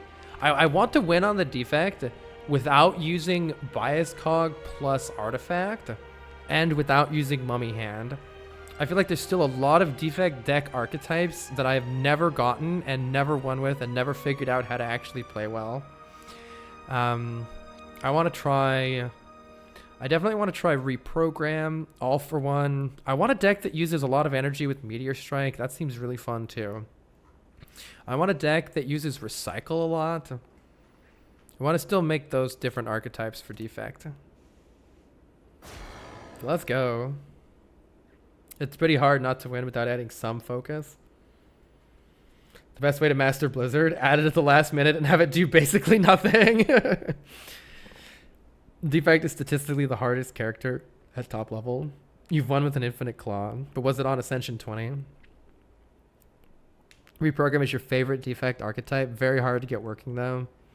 Dark Orbs plus a million loops is also fun. Yeah, that sounds great. Blizzard Mastery. I want a Blizzard with like Echo Form Frost when you're actually making a lot more Frost. I think that would be really fun. Your favorite Defect deck is Inserter with Consume. Ooh, that's a fun one too. Yeah, because Inserter keeps adding orb slots and then you just consume them. That's a really nice one for Awaken one, since it's not based on powers. The difficulty with Defect is that attack-based and orb-based have little overlap in mechanics, so you can pigeonhole yourself. Something that I liked about this run that I got right now is I actually ended up... I wish I had like a calculation for exactly how much damage it was, but there were a lot of fights in this run that were won primarily with me doing damage with attacks, because I had attack scaling relics and just like a bunch of compile drivers and ball lightnings and stuff. And they were actually getting quite a bit of bonuses from our extra strength. It really helped in a lot of our early elite fights. So at least I liked how this build wasn't like just orbs. The entire early game was won by beating elites with strength and attack cards.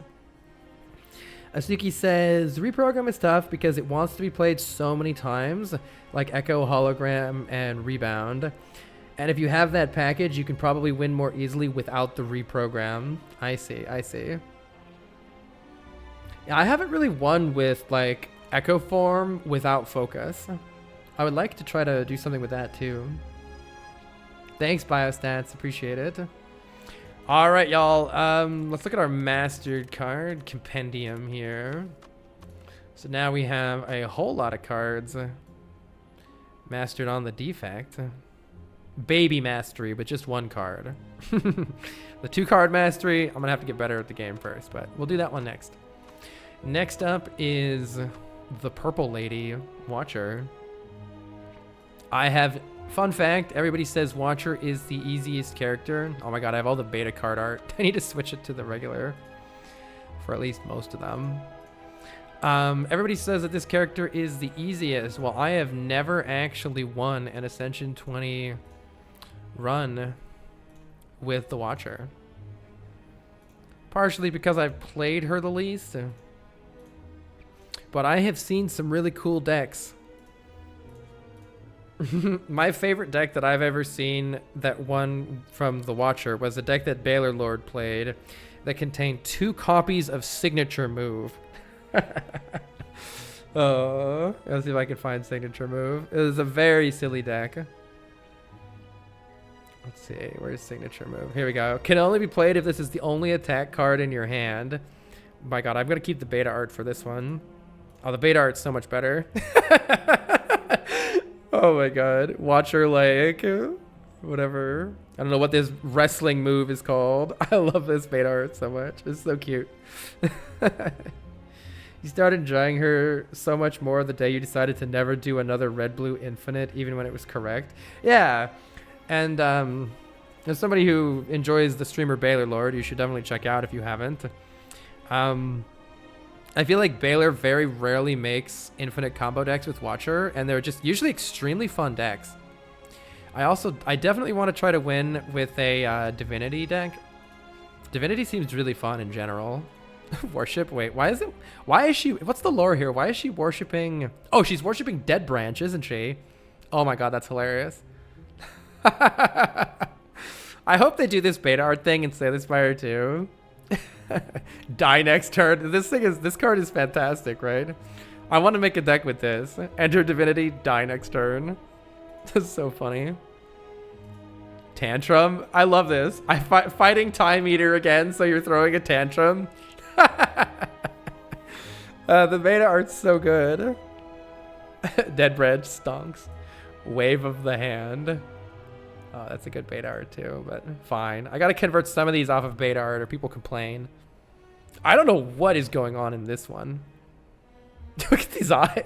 Look at her eyes. What the hell is going on there? Oh, she's doing the Matrix. She's doing the... Oh, she's in a swivel chair. Oh my god, she's in a swivel chair. I thought it was like the Matrix thing. Okay. Oh my god. That one looks pretty cool too. The chair. Talk to the hand. Hand. Beta arts are so good, specifically on the Watcher. I feel like the Watcher has really good beta arts. I mean, they're all good, but... Rush down. There's like too much going on in this one. I almost prefer the beta art for this one. There are ways to survive playing Blasphemy. If you're intangible, right? Nirvana is also fucking hilarious. This is the band Nirvana. Mental Fortress. Oh my god, it's a brain. It's a brain that's a little castle. Brain castle. A brassel. Foreign influence. I like that one. Conclude. End your turn. Get out of here. Oh. Now you want to play Slay the Spire again? I'm very excited for Slay the Spire too. Sash Whip. Hey, wait. Watcher is whipping... Wait a minute. Watcher is whipping the Silent. What the heck is happening here? Uwu. Why is it the Silent? What? Oh my god. Ah, pressure points. I was really excited to make a pressure point deck until I realized that it was just a giant meme and it's not really a deck. Tragedy. Just lucky. Halt. Gremlin Knob. Gremlin Knob, do not kill me. I mean, I think Gremlin Knob is still killing you even if you're playing Halt in Wrath form. Or in Wrath stance. What's being halted in this one? Is that a slime? I don't know what that is. That's fun. Alright, GG's. I will be back tomorrow to attempt Watcher. And then after we beat Watcher, we're going to go back to Ironclad and specifically focus on building decks out of the cards that are not mastered yet from our first winning run. Eventually, we'll have to use every single card. And it's, to me, it's like, I'm not going to just put a card in the deck and then like not use it at all like we did with Blizzard. I want to actually make sure that we're trying to use the cards in a functional way. If there is a functional way. Like Wild Strikes, we're going to make a fucking fire-breathing deck with Wild Strike, alright? It's going to be awesome. Thanks for coming out, everybody. Pink Girl Gamer Jade, thank you for the 25 months. Can you make a very fast aggro deck? Yes. Yes, you can. Lots of fast energy generation and card draw, I suppose. Mr. Foldable Bones, thank you for the 15 months. Sorry I missed you earlier. Thanks again, Gat. Thank you, Just Some Nerd. Thanks, Cortania. Thanks for coming out, Ed. Do you plan to finish The Messenger? I do not. I found it very repetitive in the late game. Thanks, Asuki. Thanks, Llama. Prediction. All right. Well, we beat the heart. Yes, we did. Let's see who is streaming right now. This has been lots of fun.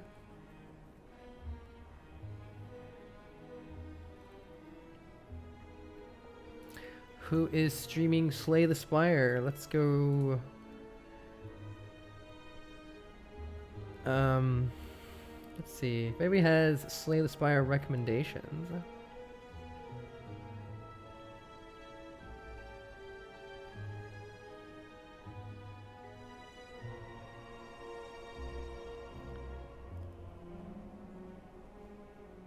Yes, it seems 3 times as long. I know, and it was too long. They're all